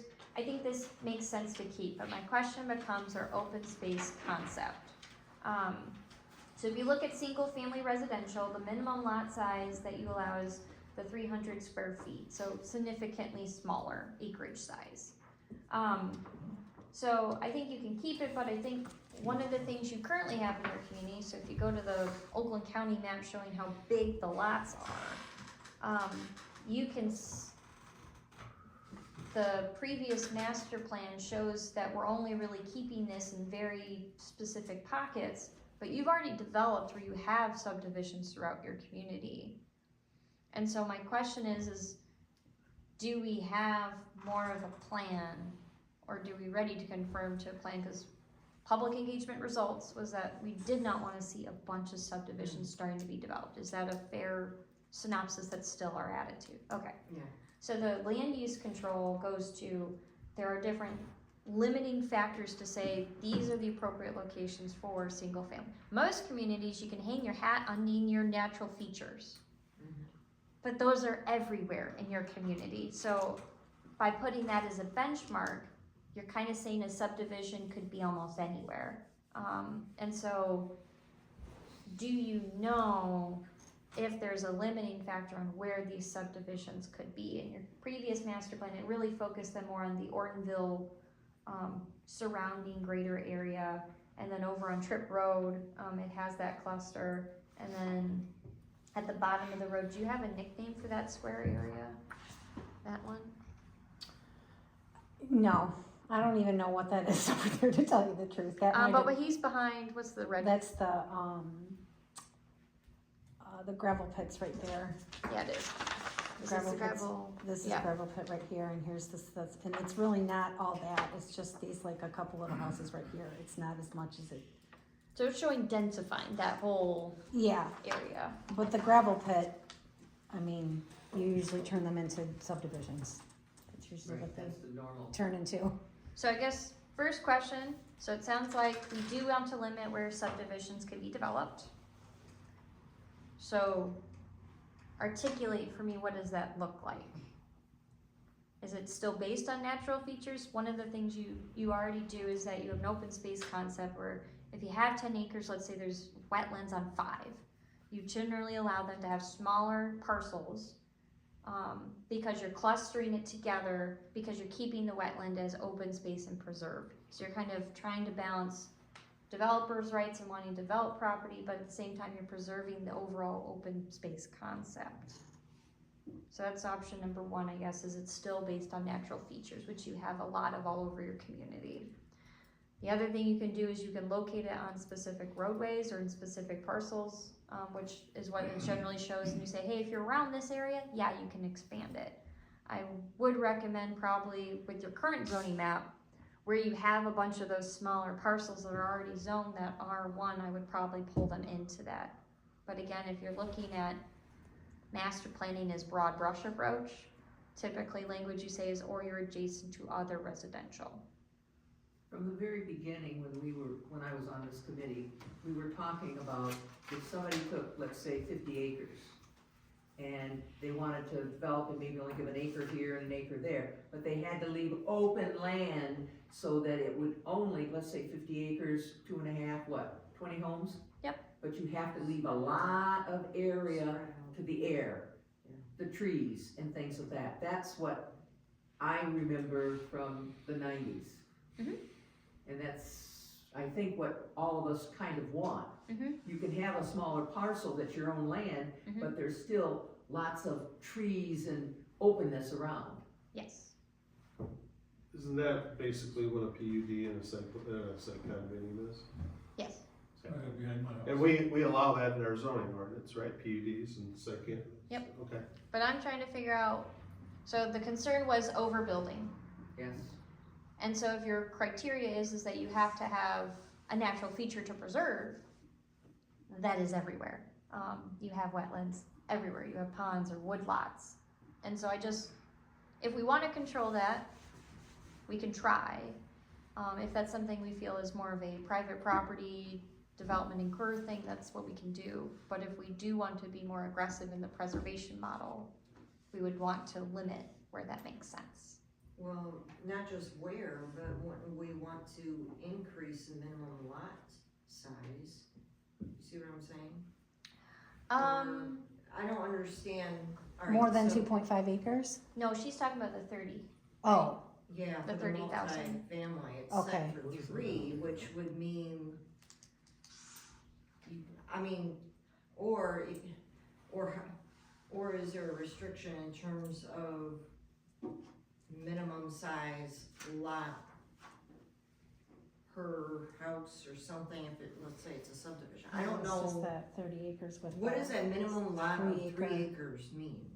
Is, I guess. So is my the question. multiple family, we're not there yet in our discussion, but multiple family is more of your apartment complex and other higher densities. So we require at least 3 acres under common ownership to be able to do those type developments. So a multiple family residential is just strictly apartments? Like apartments or the motel that's up there, Okay, that's. alright, I'm following you. As opposed to the I'm sorry. 30,000, that's your single family residential. Yep, So yep. we have that throughout our community.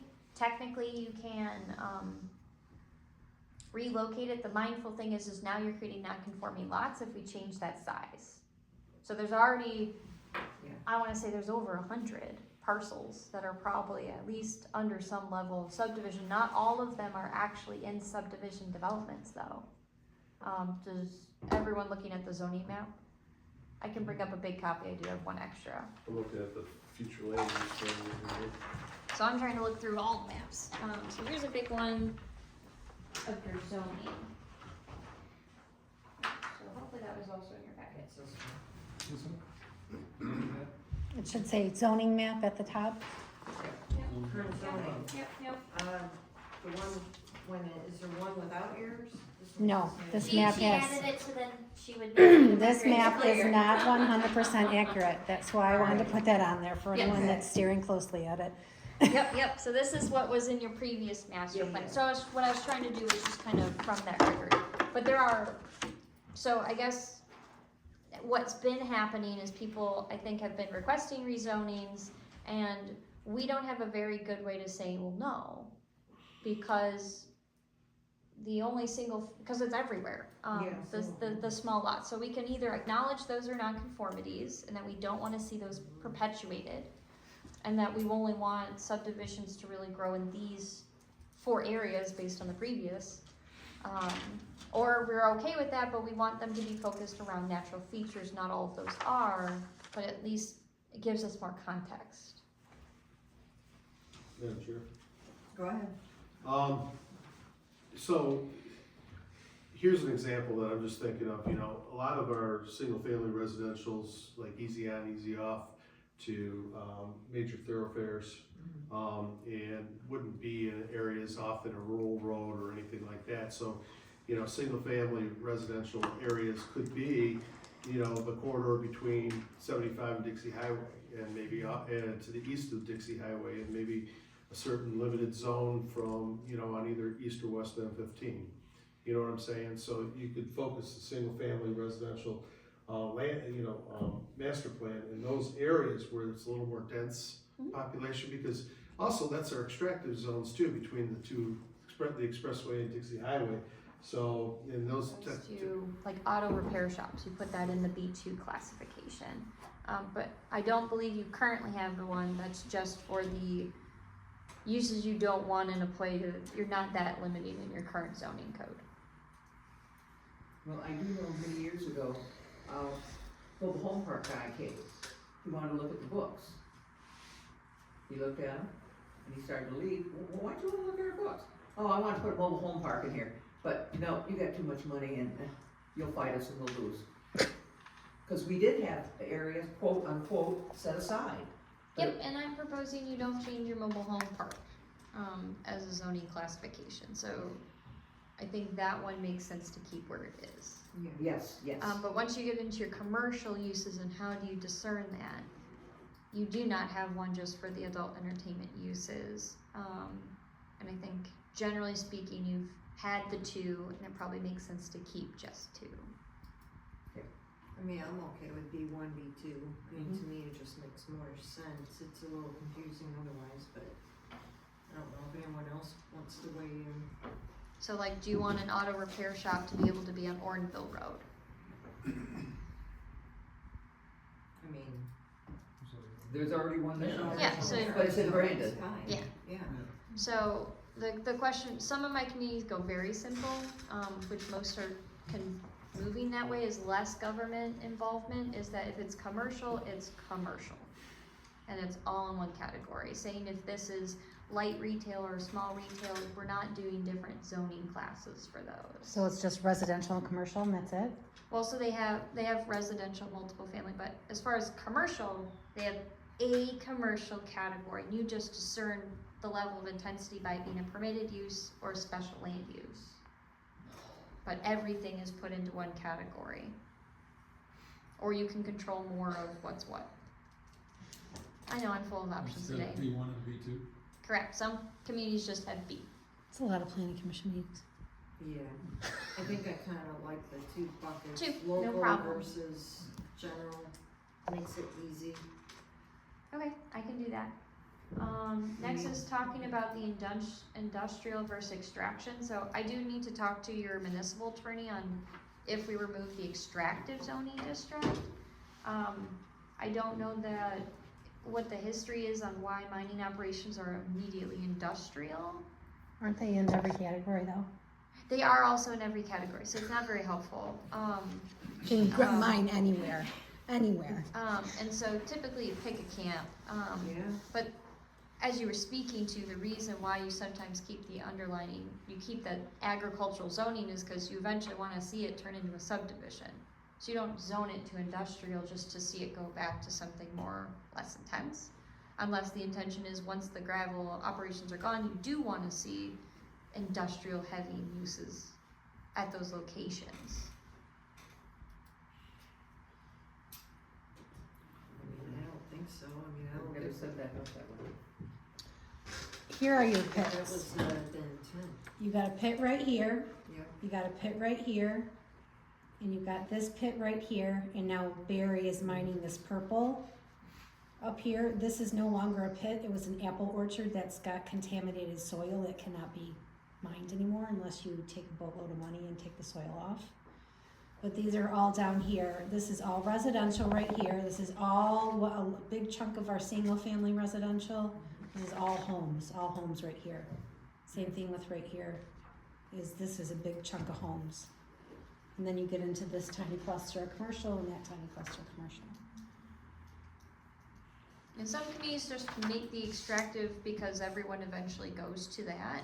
But then we just need to make a note that we would take that out of all your other zoning districts. So you have to get the rezoning to extractive. Once that has lived its life, then you would look at rezonings for what's the next use for it. I mean, just my opinion, I would think that if you're extracting in an area where you've got residential, you're surrounded by a residential area, that it should either revert back to either ag or REF, yeah, or REF. and then just allow mining on REF and not have extracted at all. Correct, That could be that's an option. Then that way it just reverts back to REF when we're done. That's what they used to do. Back Yeah. in the day, that's what it used to do, was never extractive. Okay, so I'll check with legal counsel, but generally sounds like we're okay with simplifying it to be how it was, which is that we allow it in the agricultural zoning district. The other thing I do propose is consolidating your industrial, so you have the flexible corridor for innovation and technology, the LI and the GI. I think you could probably just loop everyone into one industrial.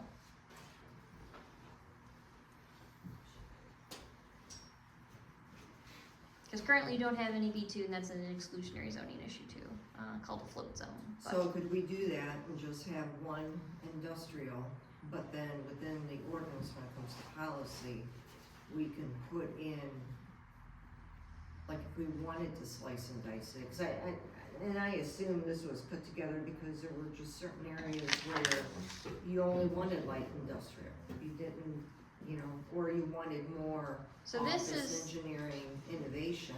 well, this is typically where you have your desirable and undesirables put into an Right. imaginary district, that when someone says, oh, so I would like to do a manufacturing facility that's more high intensity, you say, oh, well, you have to be in I2. Oh, well, show me where I2 is. Oh, nowhere. We don't have one. So that becomes like a long-term legal issue. Some communities, that's assessment of your own legal risk. But for Okay. most of my communities, if that conversation does come about, those are special land uses. If it is in your major corridor, your I1 and I2s are right next to each other anyway. So basically, even though you would have, so I guess here's my question. So if you broad brush this and you only had one zone that's industrial, could we in our ordinance be specific in terms of what can go into industrial? Not exclusions, but what could, Correct, Be in is there. permitted in special land there you go. uses. And then Yep. anything over and beyond that would be,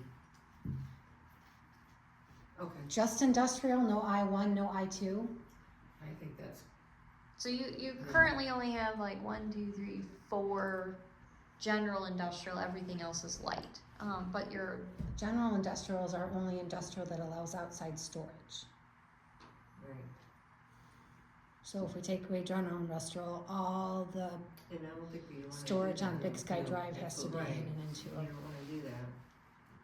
well, you can Unless you we have regulate it a special different use. way. So you have open storage as special land uses, and you just check what your screening requirements are. But I mean, technically, everybody on Big Sky Drive right now is not conforming. Right. That's not supposed to be out Yeah. there. but the question is it really causing harm? No. So We don't do anything about it. so I guess that goes back to, are we over-regulating versus? And that's why I'm thinking just going with the one. And then And you allow just- outside storage. Yeah, and then you set up the ordinance as appropriate in terms of, it just streamlines it. For my point of view and the phone calls that I Makes it get, easier. and for what people are wanting, I think it's good. Yeah, Next is talking about private and public recreation. I propose keeping that. Those are assets. They are not likely to change, so keep that is. I do recommend removing of the Dixie Highway overlay corridor. So it is a design corridor. It does span pretty much the entirety of it. I think as we're talking about the corridor and saying, does it make sense to have commercial here, commercial there? I don't think we want the entire thing to be commercial. what is the overlay? It's a design overlay, so What the minimum so it- requirements would be for a building there? Astronomical requirements. yeah, and that's where all like the landscaping stuff is, where it's more intense, and there's just different ways you can address that's more common. When we go to have those discussion, I really think, It's strict. yeah, it's pretty restrictive. That's why, I'm not a fan. I'll just be point blank. So To me, why? Go ahead, no, you Well, go. why did we have an overlay district? I mean, the overlay district was enacted not too long ago too. Right. So, It was something that Springfield did, and Bob loved it and loved the way the look of it, but it's just not, it's for Springfield, it's not for It's only little Groveland Township. pieces of it though, right? It's like little, well, now it is, it was originally this whole entire It strip was of the whole Dixie. strip of Dixie. But So if you I, look at your future land use, yeah, when it's the it's still there. entire thing. This is what it is today, but our future land use has the whole thing, and that's including all this residential property. So that's why I was always against it, because Yeah, Okay, I was just curious about it because, it was just something that, I do believe Laura Moreau was the one that wrote it from when she was in Springfield, and it's a very nice design for Springfield, cause their streets, it's smaller over there, it's, not as, it's not Groveland, it's just not the Dixie of Groveland, it's almost kinda like they want it to be like a little Clarkston over there. Well, And that's not gonna be the same. overlays, when they're done this way, it's making it so that the corridor, regardless of it's multifamily or commercial, it looks similar. So that's why you sometimes do Yeah. overlays. I don't think you guys have that much development pressure, nor do you want it, that a corridor overlay is necessary. The other reason you do overlay, which the other overlays you have, is use-based. So it lets you kind of pick from different pockets without it requiring a rezoning. But I think you can just simplify your code and say, we're gonna have all commercial be one or two pots. We're gonna just fix and there's the same, you can achieve the same vision, just more simplistically in mainstream. That's what I'm proposing. yeah, I mean, you can put some of those, I'm sorry, oh, go ahead. you can put some of those design requirements right into the, especially when you're into the ordinance, especially with special use. Yep. Build it right into the. You can build it right into that. Yep. When you're going after special land, or special use permits, Mhm. you can, do those design parameters. Yeah, I it would- just- Gotta have, your building facade has to be 75% brick, or, something along that lines. Yes. I mean, It's those are pretty things, that's what you And mean by I don't, design. yeah, and I don't think you, I made that up, of course, so.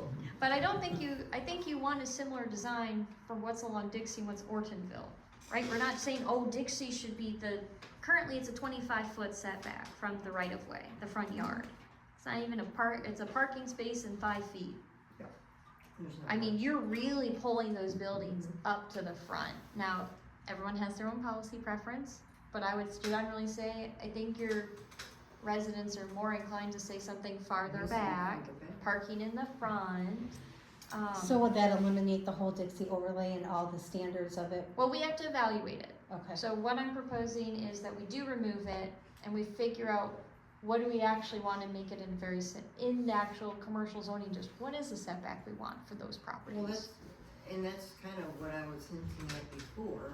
Is there any reason we set aside the overlay and just focus on the master plan and the future in terms of what we aspire in terms of zoning and along that Dixie Highway corridor 15. Take away the overlay? Yeah, and then just go through and say, what does that look like in terms of where do we want commercial? Where do we want REF? Where do we want single family residential? And lay all that out. Yep. And then take that next step when it comes to the ordinance and say, okay, well, you start diving into the requirements in terms of within industrial, what are we going to embrace or do, or So the last, I guess, general recommendation is the removal of the planned unit development overlay. And so planned unit developments have been used in the past as doing clustering residential. I think you can do it in different ways without it being super special, because one of the things that make PUDs scary or volatile is that it's meant to be crafted where you just customize it to the property. So you can change the front yard setback, you can change the side yard setbacks. And so I don't know that you have the development pressure that you need to be that level flexible. In some communities get in legal trouble, like Orion Township, because they say, well, we think you can build this development bigger and still be fiscally still be fiscally in the subdivision. I'm not giving you the PUD for quarter acres, you have to do half an acre. Well, they lost. And so I just don't want that to be an option, because PUD people was- have been abusing it. We've never had PUD on our, before, up until this property.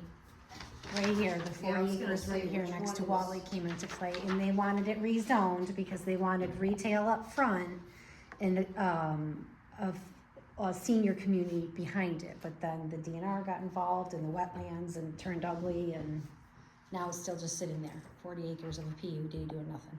Yeah, I mean, why even have that? I mean, why can't it go into another bucket or a special land use? It's got an overlay, so underneath is REF, we can just take the PUD off, Yeah, right? and just revert it back to REM. There's a difference between a overlay, PUD overlay district and a PUD. Oh, explain. A PUD is a planned unit development with single-family residential, and even could be commercial, PUD, which is, written into each of the district's ordinances, and then it refers to that. An overlay district is much like a design overlay, much like the, Dixie Highway overlay. So I agree, removing the overlay district and writing those parameters into the ordinance of what the PUD is, much like a special. So I agree, removing the overlay district and writing those parameters in to create general common areas, create parks even, to that point, that provides opportunity for connectivity within, the community too. It's not as simplistic as that, but I mean, you know what I'm saying. So I think there's a difference between, we already have PUDs in our ordinance, allowed in our ordinance, that's part of a process.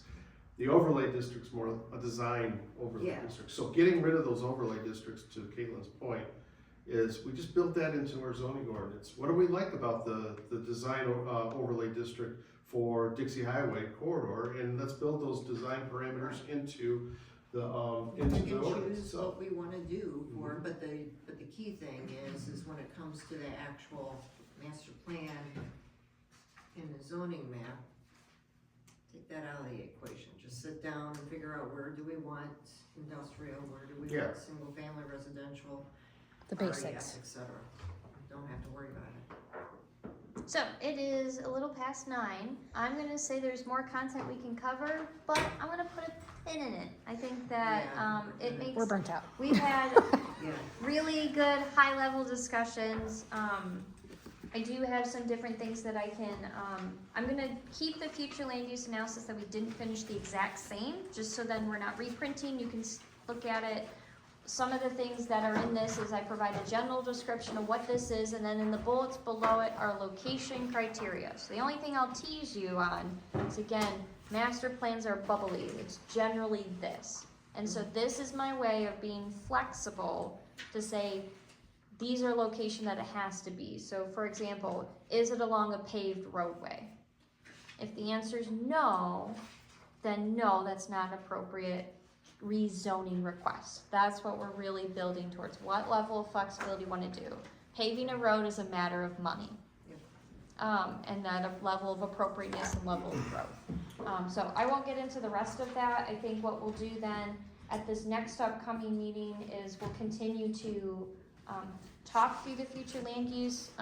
What I was going to do is actually draw on our corridor maps and see if there is some level of general agreement that we can say, we know we like this, we're not sure about this, because that can turn into a very helpful public engagement tool to say, do you like scenario 1, 2, 3? If we know that level of buy-in on this corridor, and it gives us a very, surveys are one-dimensional, so I can't ask them follow-up questions. So we can say, do you like option 1, 2, or 3? And then we can say, everybody liked option 2 phenomenally, so that's what we should really refocus in on, but it gives us more targeted information. So, Go ahead. so are you suggesting, because I was gonna go back to the survey thing, because I think we left that kind of open-ended, on what we would recommend to the township to do, Mr. Scramlin and staff, you would wait to do a survey more on, let's go through what we perceive from that workshop, put it on a paper, option 1, 2, and 3, and then put that out in conjunction with the other part of the survey? Is that what you're saying, or no? I think we need to still evaluate what information we still need help making a decision on. I don't think we have that full list of information we want verification from the public on. So I think once we actually talk about how that corridor looks, I think that is the level of buy-in. A lot of people at the public engagement event were very, why is that? Why is this?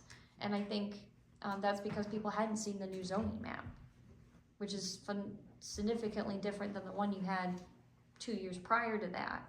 And so I think from a communication and transparency and buy-in tool, I do think it makes sense to advertise some of that and get more buy-in on where are we putting uses and where are we not putting uses. So will we or will we not continue on with a survey? My opinion is, I think we should do another survey between now and mapping out corridors. And the reason why is, and I see it not just someone looking at a map, but just a simplified quote-unquote SWOT analysis to understand from the community, to basically understand, catch a broader net regarding people's opinions on strengths, weaknesses, opportunities and threats, but then also too, a survey specific around the hot topics, and maybe a couple questions around feeling them out regarding commercial development. And I think that really needs to be done before we start drawing scenarios on a map, quite frankly, just my personal opinion. I think we have the tools already set up in place for that SWOT, for the SWOT analysis, the different things that we already did at the workshop, just to get more buy-in for that. That would be my same thing, is just to utilize what we already have, get more input, so that we can then make a decision, and then a future would be, we would sit down, take that information from a larger audience, maybe 2%, and then put that on a map. I'm sorry, Mr. Scramlin? No, you're fine. So we had talked, I think we're probably gonna do some type of posters we're talking about bringing in here for a month, and leave it in here where people can come in, have the topics, and they can go yes, no, whatever, however we set them up. Sticky notes. Yeah. So that's something we talked about. As far as your survey goes, I will have to get with Janelle. An online survey, I'll see what that entails. I can tell you right now, the mailers, not picking on our mail system. Oh, it's not crazy. I I got got mine people- 2 days I ago. was gonna say, Saturday. I had a guy call me today, just got his. Right. And I can't believe the amount of them that we got back undeliverable. Yeah. We got a check back from Curtin Lumber twice, they're telling us it's undeliverable. So I have no faith in the mail system. But even if we do the concept like you said, Yep. Kevin, in terms of the Post-it notes, having them come in on their own time and doing that, to me, that's another mechanism of Yeah. catching a broader, And like I said, it's something we can leave up for a month or whatever, give everybody equal opportunity. But Right. that's an idea we've kicked around. Yeah. With that in mind, from a timing standpoint, do we need a milestone schedule of what we're gonna do? And We're not in a hurry we don't have anyone telling us Yeah, we to, don't this have- master plan needs to be done by this date. We are, Yeah, we don't have a drop dead date. But if it's gonna consume our time and be our top priority, we've got some other irons in the fire too. Sure. So we need to be deliberate in our work, don't we? and we'll open it up to public comment here right after we're done, okay? Okay, so hold your thought. But no, I didn't want to interrupt, but that's what the board had talked about, just so you know. Yeah, go ahead. To reiterate what Keith just said, we may not have a timeline, but those who don't have a timeline never get things done. So I would highly suggest getting a timeline. Caitlin's got a time, Um, trust me. Yeah, but I'd like to see what that timeline is, So because it's in the we can cover always letter. adjust that timeline down the road. But I am a believer in setting milestones and trying to achieve those milestones in that timeframe. If there's something that sets us back, so be it, whether it's an agreement, disagreement, or otherwise. I think that should be established. I think that, the boards and the lobby works to a certain degree. But it gets back to that point, Kevin, with, people coming in and looking at things in a public setting, Yeah. not wanting to, kind of nervously coming in and not being able to take it all in, whereas they can do things online too, so. And I'm not saying we can't do both, Mike, but we'll have to look into it. I mean, there was a timeline on her cover letter, and then, but this is like the gist of it, but There was? Yeah, Yes. so the remaining timeline for the master plan projected, is that March would be, the implementation plan and the full pre-public hearing draft. So you've been piecemealing the master plan so far. This would be page 1 to page, I don't know, 50, 60 or whatever, all together. And so we're only gonna really focus on implementation since we've been working on it. Some of our members are joining us mid-stride. But again, just a last minute verification, this is what we're ready for the public to look at and say yes, no, maybe, or whatever the case is. So obviously this timeline is gonna be shoved a month because we did not finish even all of our future land use discussion. No, I was gonna say your timeline's too aggressive. And then after you have your pre-public hearing draft version, you have a 60-day public review period. So Oakland County gets to review our plan for that period of time. We're adopting a new plan. So that puts us then into July for a public hearing-ish, and then August. So obviously this timeline is being relocated, but that's the remaining steps of our process that we have to do. We can make changes during that 63-day review period, but we should not be talking about significant changes. I mean, if it's one thing we want to tweak this property or that property, sure, but we should have a little bit more of our ducks in a row before we get to that point. Madam Chair, I apologize, I did read this, but I forgot about it. Yeah, it's on there, but There's a lot to read. There was a lot to read. I apologize in advance. can we, as a, how should I bring this up? All right, so is there a way that you can, because you have your milestones like you laid out, is there a way that you can also incorporate what we need to do to hit that milestone? So what are our deliverables per milestone specifically? What's our homework? Because here's what I'm getting at. I mean, when I read that, I think it's too aggressive. Because quite frankly, I don't think we have all the answers right now. So I don't think we have sufficient information to go through and start drawing on a map at this point. Yep, so I was waiting for this discussion to put more firm timelines, but in absence of it, it depended what level of commitment we already knew from the future land use. So it's totally fine. Because I think how the timing needs to be set is based on the timing that, like Kevin indicated, he's gonna have boards here to get more community input. So I think there's a community input piece that I think still needs to commence and wrap up before we start getting in too deep into, too much into the weeds then. So, step one, thinking based on just what we've talked about tonight, is that it sounds like there's another form of public engagement. It sounds like we're gonna have an ask then from the township board to either do whatever that fiscal request is or say no, there isn't budget for that, and so then I'll renegotiate or whatever the case is. So there's that. So I think first thing we have to check in with the township board. The second question is, I think it makes the most sense for the planning commission, if it is a survey, that it's brought back to this board to look at and say, yes, this is all the information we're kind of looking for that validation on. So if we're able to get that through, that becomes your March meeting, and then your continuation of this future land use packet. I don't want to add more to that because we can't talk about implementation until the future plan is figured out. So I think that is our tentative milestone part for March. Right.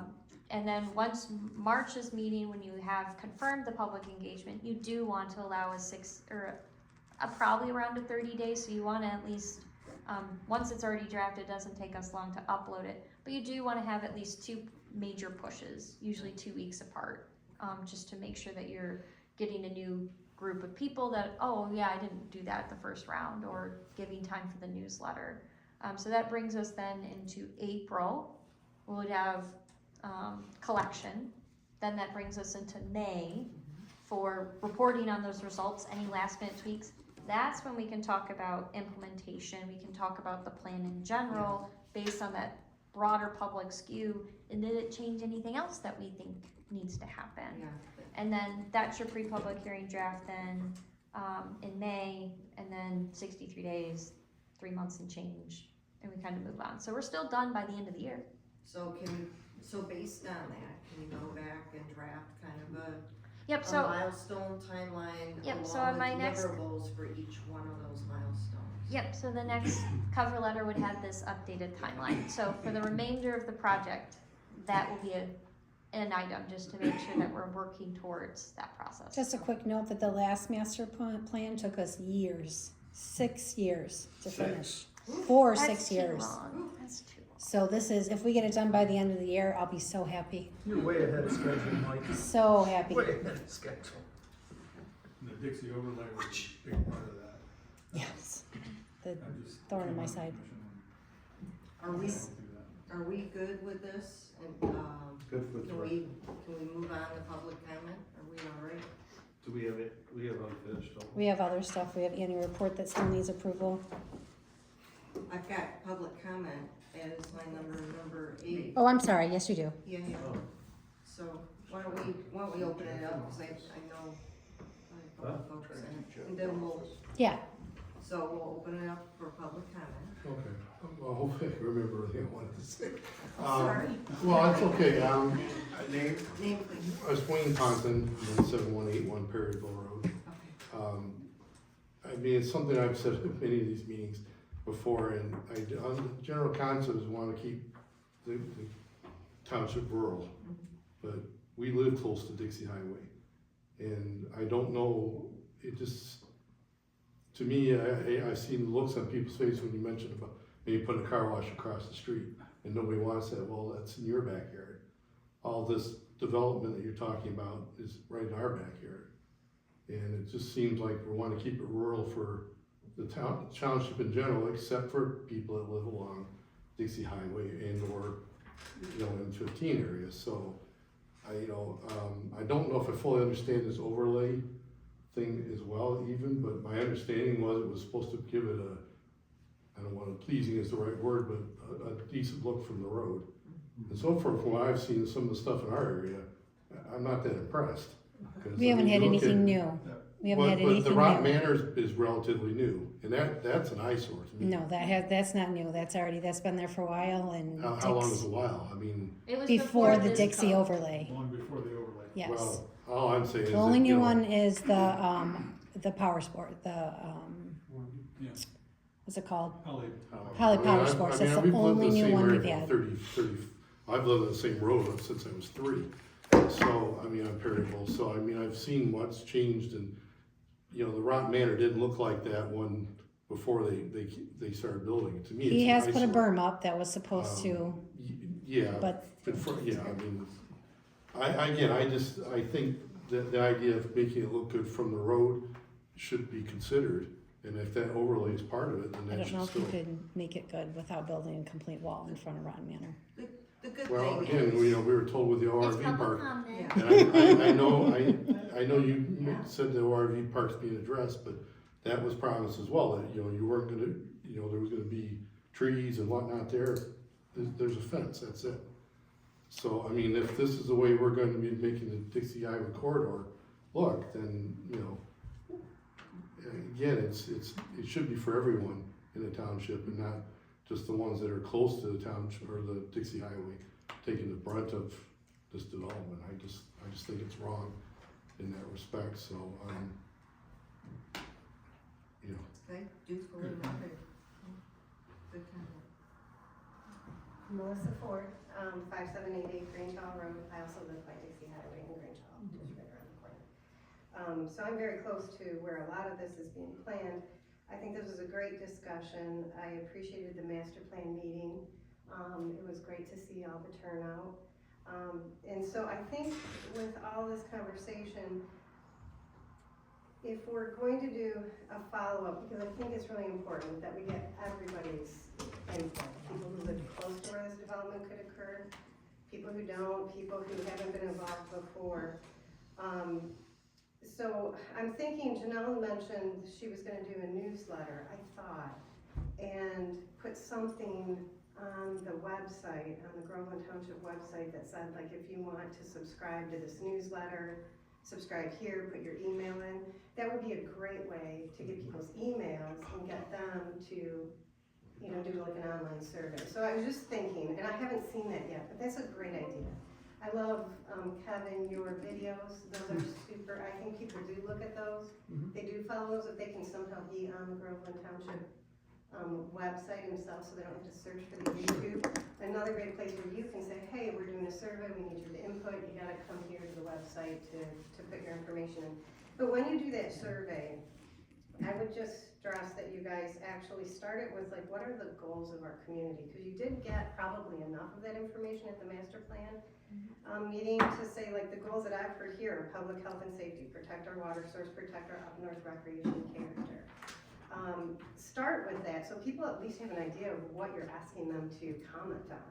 Because I kind of felt like that was missing a little bit in the master plan. Like there wasn't a goal. And so then the visions weren't really shared. So it was really hard to have a collective vision. So to get that collective vision of what do you want it to look like? And bottom line, the Mines of Groveland is probably our place that we have to develop. That's like our only thing that we have that we can develop. So if you tell people like that's the location we're looking at, it helps them understand like what do I want to see there. Like instead of just saying what do you want our township to look like, that's too broad. And people are like, we want to keep it a green area and we want to keep our recreation. But if you say it's the Mines of Groveland, it's this area between this road and this road, then I think you'll get better information. And more realistic information that we actually could use to develop businesses that could bring some revenue, that we could then do some of the other things we want to do, like have the pathways connecting the parks. And then they can tell you what kind of supporting businesses then would, you know, be appropriate along Dixie Highway. So that's all I had to add, but thank you. Thank you. I'm Gary Ponton, 7171 Prairie Road. My question is, why do we want to change everything on Dixie Highway? When you come out from Clarkston and places farther south, you know when you get up here by Mount Holly and everything else that you're in a rural community. I don't see where we need to have restaurants and hotels and things like that by Grange Hall and Dixie. Holly's not that far, Grand Blank's not that far, Clarkston's not that far, Ortonville's not that far. There's plenty of restaurants, if they want to stay, there's up by, off of 75, Grand Blank, Hillbrook, there's all kinds of hotels. Once you start doing something like that, and it's gonna be the slow deterioration like it has been in Holly, and what Fenton has happened to Fenton. I mean, Fenton is nowhere near what it used to be, and Holly's heading that direction with all the fast food restaurants and everything else.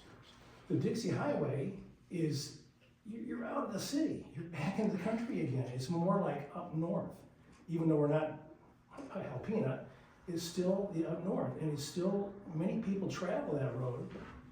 And I don't, you know, it's like going down, if you went to ski slope down in, off of 59, you know, you gotta find out where the entrance is before, because there's so many businesses around it. I don't think we need that here on Dixie Highway, trying to build a corridor with businesses. Sooner or later, you're gonna find there's gonna be businesses all the way from Clarkston all the way to Grand Blanc. There's not gonna be any country left. You know, when I go up north and I get to a certain spot, I go, hey, now I know I'm really headed up north. When 23 and 75 merge together, I get past Flint, yeah, I get farther up north, and it gets much more enjoyable to be there. I don't see why we have to be worried about building up what we got. As long as we don't have junkyards and big messes along Dixie Highway anywhere, I think we're fine. You can come over to Ortonville, you got Ace Hardware, there's restaurants, gas stations, everything. It's only a few miles. We don't have to have it right next door. Thank you. Duly noted. Kind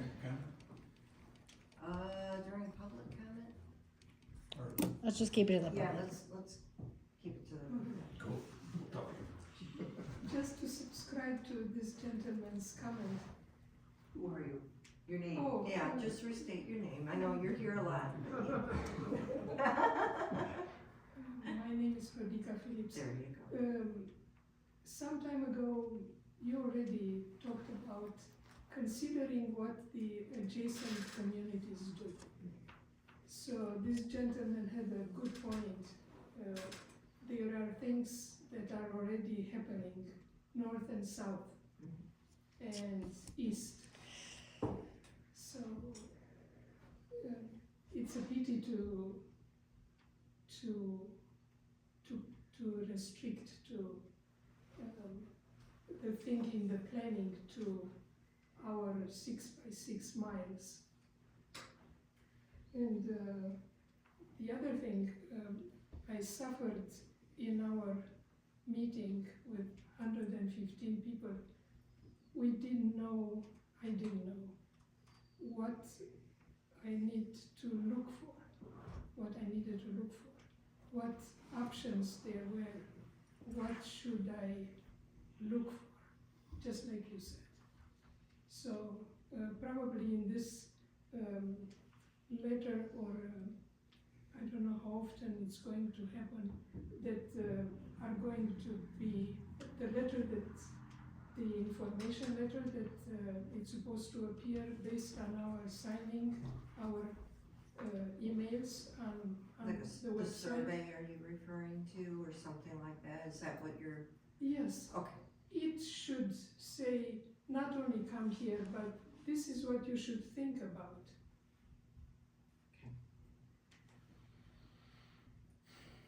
I mean, take advantage of the fact that we signed for it, and a lot of people that participated in the workshop put the emails there. That's a good point. okay. Thank you. Thank you. Tom Phillips. On the Dixie Highway thing, 3 years ago, I was at a Oakland County meeting, and they discussed how important it was to coordinate what happens to the rest of Dixie Highway, so that eventually, from Pontiac to Grand Blanc, doesn't look as horrible as Waterford. You might want to see what they're working on to coordinate. The trail topic, which surprised me, I was looking at more data from the state. Not only have, for decades, it showed little wetlands all over. In 2024, they published restorable wetlands, part of which is under ITC's lines, north of the River Church, west of ITC's lines, and I didn't have high enough resolution to know how far east it went. Maybe Caitlin can get access or a legal description to see, gee, maybe a piece of Bess is already labeled restorable wetlands. They actually have a new interactive website. Did you see it? Hmm? The Eagle has a new interactive website Yeah, but that you can when see you're all trying the. to pin down within a few hundred feet, resolution's not high enough. No, it's brand new, brand spanking new. They just came out with it I'm talking about what I looked at since the last meeting. on the Eagle website. Yes, Maybe it's okay. It was really good resolution on my computer. I but can I see mean, really I good. knew exactly what I cared about, following ITC. The comments were, people thought 5 million for DTE to upgrade was a big deal. I repeat, it's nothing. ITC from the other side of Lansing, running south a ways and over to Cohocton, which is the extreme top of Livingston County. They're spending 40 billion. They started the plan in 22 before any of us knew PA 233. The other end of those wires will tie in what ties to us. It's over twice the voltage. I don't trust if Bess happens, if those lines don't start getting up to 400 and some thousand volt. All right, thank you. Anyone else? Okay. If I may, I'll try to make it short. Name- I agree. Name, What- name. Oh, Greg, sorry, East County Road, sorry. I agree 98% of the Groveland Township didn't get hurt, 90 plus. So a little over 1% hurt, at the end, but it'd be nice to get it 5% anyways. So going with what Kevin was saying about having posters in here, do people come in here to pay their taxes and stuff like that? Could they come in here and look at it at that point in time, or dog tags, or whatever, you know, for whatever business? You know, that would be the, time to, hey, go look in the room, see what you got. Or during elections, you know, primary or the regular election, if you had something at that point in time, I don't know if you legally can or not. I mean, that's a different question altogether, so. But, I did read in the Times, I already want to call it Tri-County Times, but I know it's not that. In the Times that Holly Township was talking about allowing a car wash to go up on the other side of, the Renaissance Festival place. And the Flint police chief says, don't do it, because you get a lot of riffraff in the car washes and drugs and all kinds of stuff, so. Does that hold any water? I don't know. Is it true? That's what the Flint police chief said, because we're Flint, you know. Flint is different than Groveland, and Flint's different than Holly, so. But it's a magnet. As far as subdivisions go, and trees, that goes to the tree thing. Nothing burns me up more than when you go by and you see a subdivision, you know it's going in, and the first thing you do is cut down all the trees. It's like, what a shame. Leave there, build around them, whatever. Did I miss anything? No. I didn't write notes down. So. Okay, Those are my thoughts and opinions and what they were. thank you. I forgot one thing. March 6th at 6, it's Friday night. Aaron Brockovich movie at the library with topics of deaths and data centers. If anyone wants to go. What library? Holly. Okay. Thank you. Was I supposed to say my name? I'm sorry. No. It's fine. But I have a couple of questions. Just Okay, real state your. Chris Fry, Chin Court. I wanted to know, do you put your videos on the government channel like we used to, or is that gone? No, we're going to, but we're updating our equipment, Okay, so it will be on your. so where do I find it? Right now they're on Dropbox, but they finally fixed Janelle's computer, so we Okay. can put it back on our website. Okay. And you know, Dropbox is tough because you sometimes have to get a subscription for it to see it. YouTube's better, you can do YouTube. Yeah. They just fixed her computer last week, so I'll have her put it on. And then the other comment I had was with this gentleman right here. 2015 is when they opened Rotten Manor. And it is an eyesore. When they painted that fence orange, I thought, do we look like a redneck area or what? I mean, not country. It just looked, I didn't like it at all. I still don't really like it, but it does it brings in a lot of, I mean, there's cars there all the time, but we've gotta do something. Put the trees in. Make them put trees in, or the berm is not enough. They did that with the RV, and we need some more. That's an sight. ordinance enforcement. That is one of my goals this year, is to be harder on, have Jason, our building official, get on it. Maybe come up with a plan. I know he's got a lot of stuff that's going on over there, and he usually tries to get something new in every year to keep up business, but there's some things in there that the fire marshal and the code enforcement officer need to sit down and talk to him about, so hopefully on that. I understand the orange fence was for, when you're parking, and they wanna have their traffic, and at night, it has to be reflective. But there's gotta be something else that they can do to make it, they did paint it, I think, didn't they paint it, or I thought it was still something? orange. I don't know, I don't drive that way very often, but Yeah, my son was in Grand Lakes. so I'm not- It's horrible. Yeah, it's bad. How loud are wolves allowed to be? how loud are wolves allowed to be? Fake or real? I'm assuming it's fake. I can hear it from Dixie Highway to my house. I can hear them too. Yeah, it's loud. Grange Hall. What's this? Well, The sound. Oh, you can hear what goes on at the. He did get new speakers this past year. No, they're just fake ones from the mayor. You can hear, I mean, it doesn't bother me, I hear coyotes, I hear the air guns it's just- rushing to me. Yeah. I've heard real coyotes in my backyard. Okay, are we good with public comments? I just have one question. Does Groveland Township end at I-75 going up Grange Hall? Yeah, yeah, I think that's the demarcation point, right? Okay, so the other side is Holly now. Yes, Correct. yes, Well, I was just wondering why I couldn't build something over there across from Alex's, Yeah, the stuff I mean, used to be. very good. I'm not sure. One more?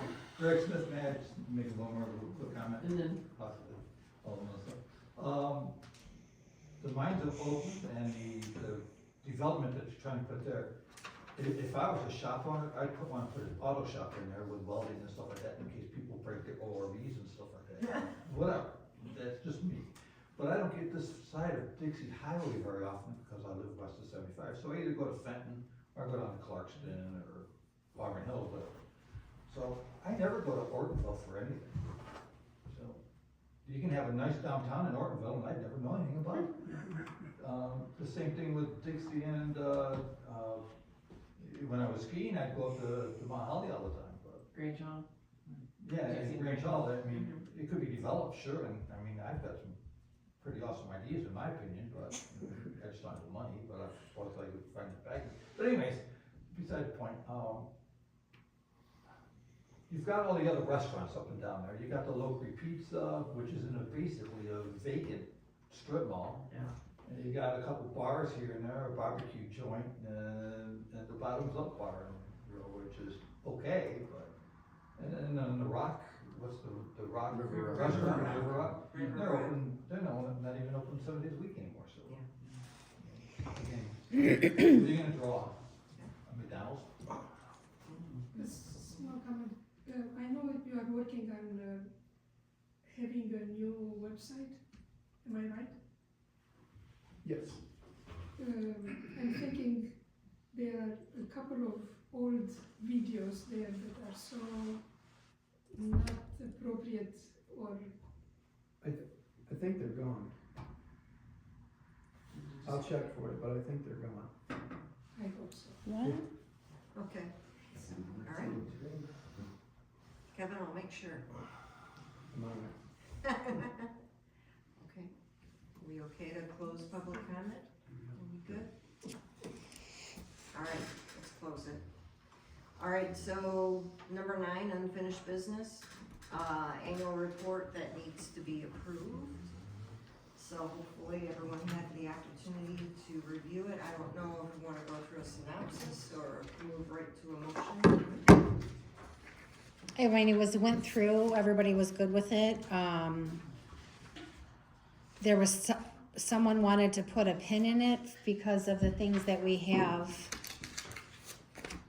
for the March agenda items. Yes. Can't remember who said to put a pin in it, not on it, but these March agenda items are clearly not getting taken care of anytime soon, so we're just gonna work on the workshop, the master plan, Yes. and then these March agenda items we'll work on later.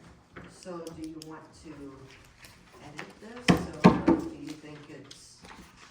I mean, the annual report, it is what it is, whether or not these items go or not. It's just a synopsis of what we did last year, Okay. and that's it. But it does need a motion, and we did a motion.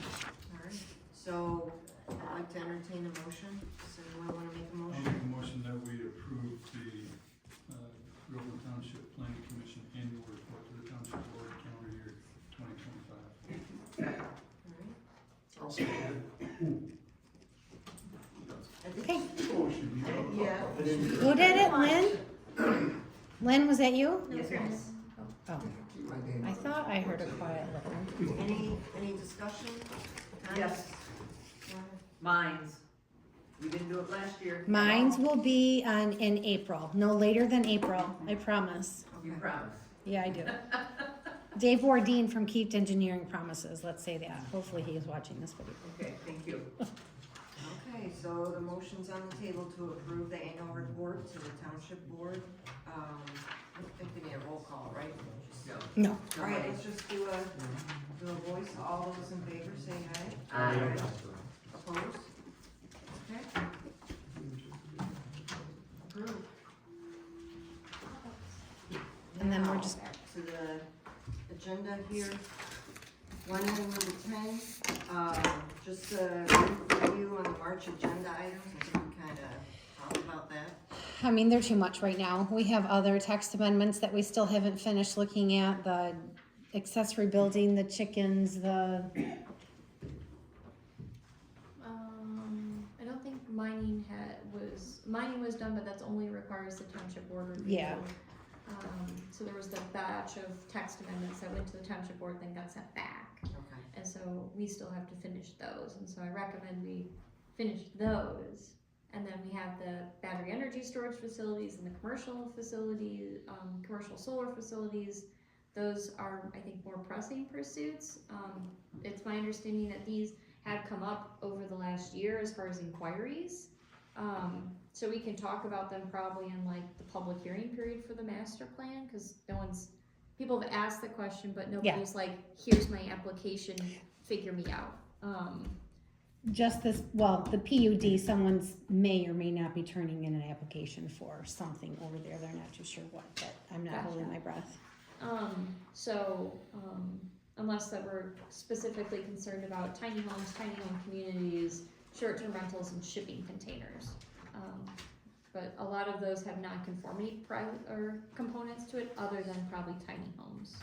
I don't think currently have any, because of our current requirements. So, okay, let's get into, because it seems like we're all over the place. So for the March agenda specifically, what do we wanna tackle? Do we wanna tackle all of those? Cause that seems like a No, lot. we to aren't, me. that's what I'm So saying, we let's are not. narrow it down to what Workshop. we're gonna review. The community workshop. Okay. So we're doing the master plan, future land use, and then whatever public engagement, hopefully we can get direction from the township board what method, Okay. and then we can provide some draft components and say, okay, so this is the content, this is how it's gonna be presented, everyone kinda capiche.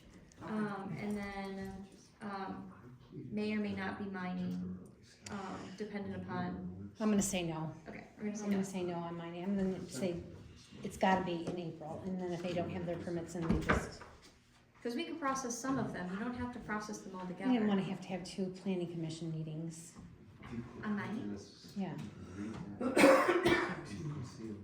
says we have to have a planning commission meeting. I'm not too sure why, but it's in our ordinance. It's saying it has to go to the planning commission first, then to the township board for approval. So you can put them all together, or we can. So let's. I mean, I have 2, but I have to wait. Tim hasn't even got back. Let's just wait till April. Let's just stick with the March agenda. It sounds like we're just gonna focus on the workshop, right? Yeah, I don't think we should do that. Okay. No. All right. And public engagement. And public engagement, we'll focus on those two areas for March. Okay. So master plan for future land use and, Public engagement. public engagement. Yeah. Okay. That'll be more than fine. So unfortunately, we're gonna have to rewind like 2 hours because the first part of the video went kaput. Let's do it one more time, guys. I make a motion that we. I had some notes up there. Okay, good, because All right, I took so- some, but not a lot. So I know line number 11 had public comment, but we had public comment earlier, so I think we're good. I hope. So I'm gonna just jump to line item number 12 and. Can I make a motion that we all adjourn for tonight? Second. All right. All in favor? So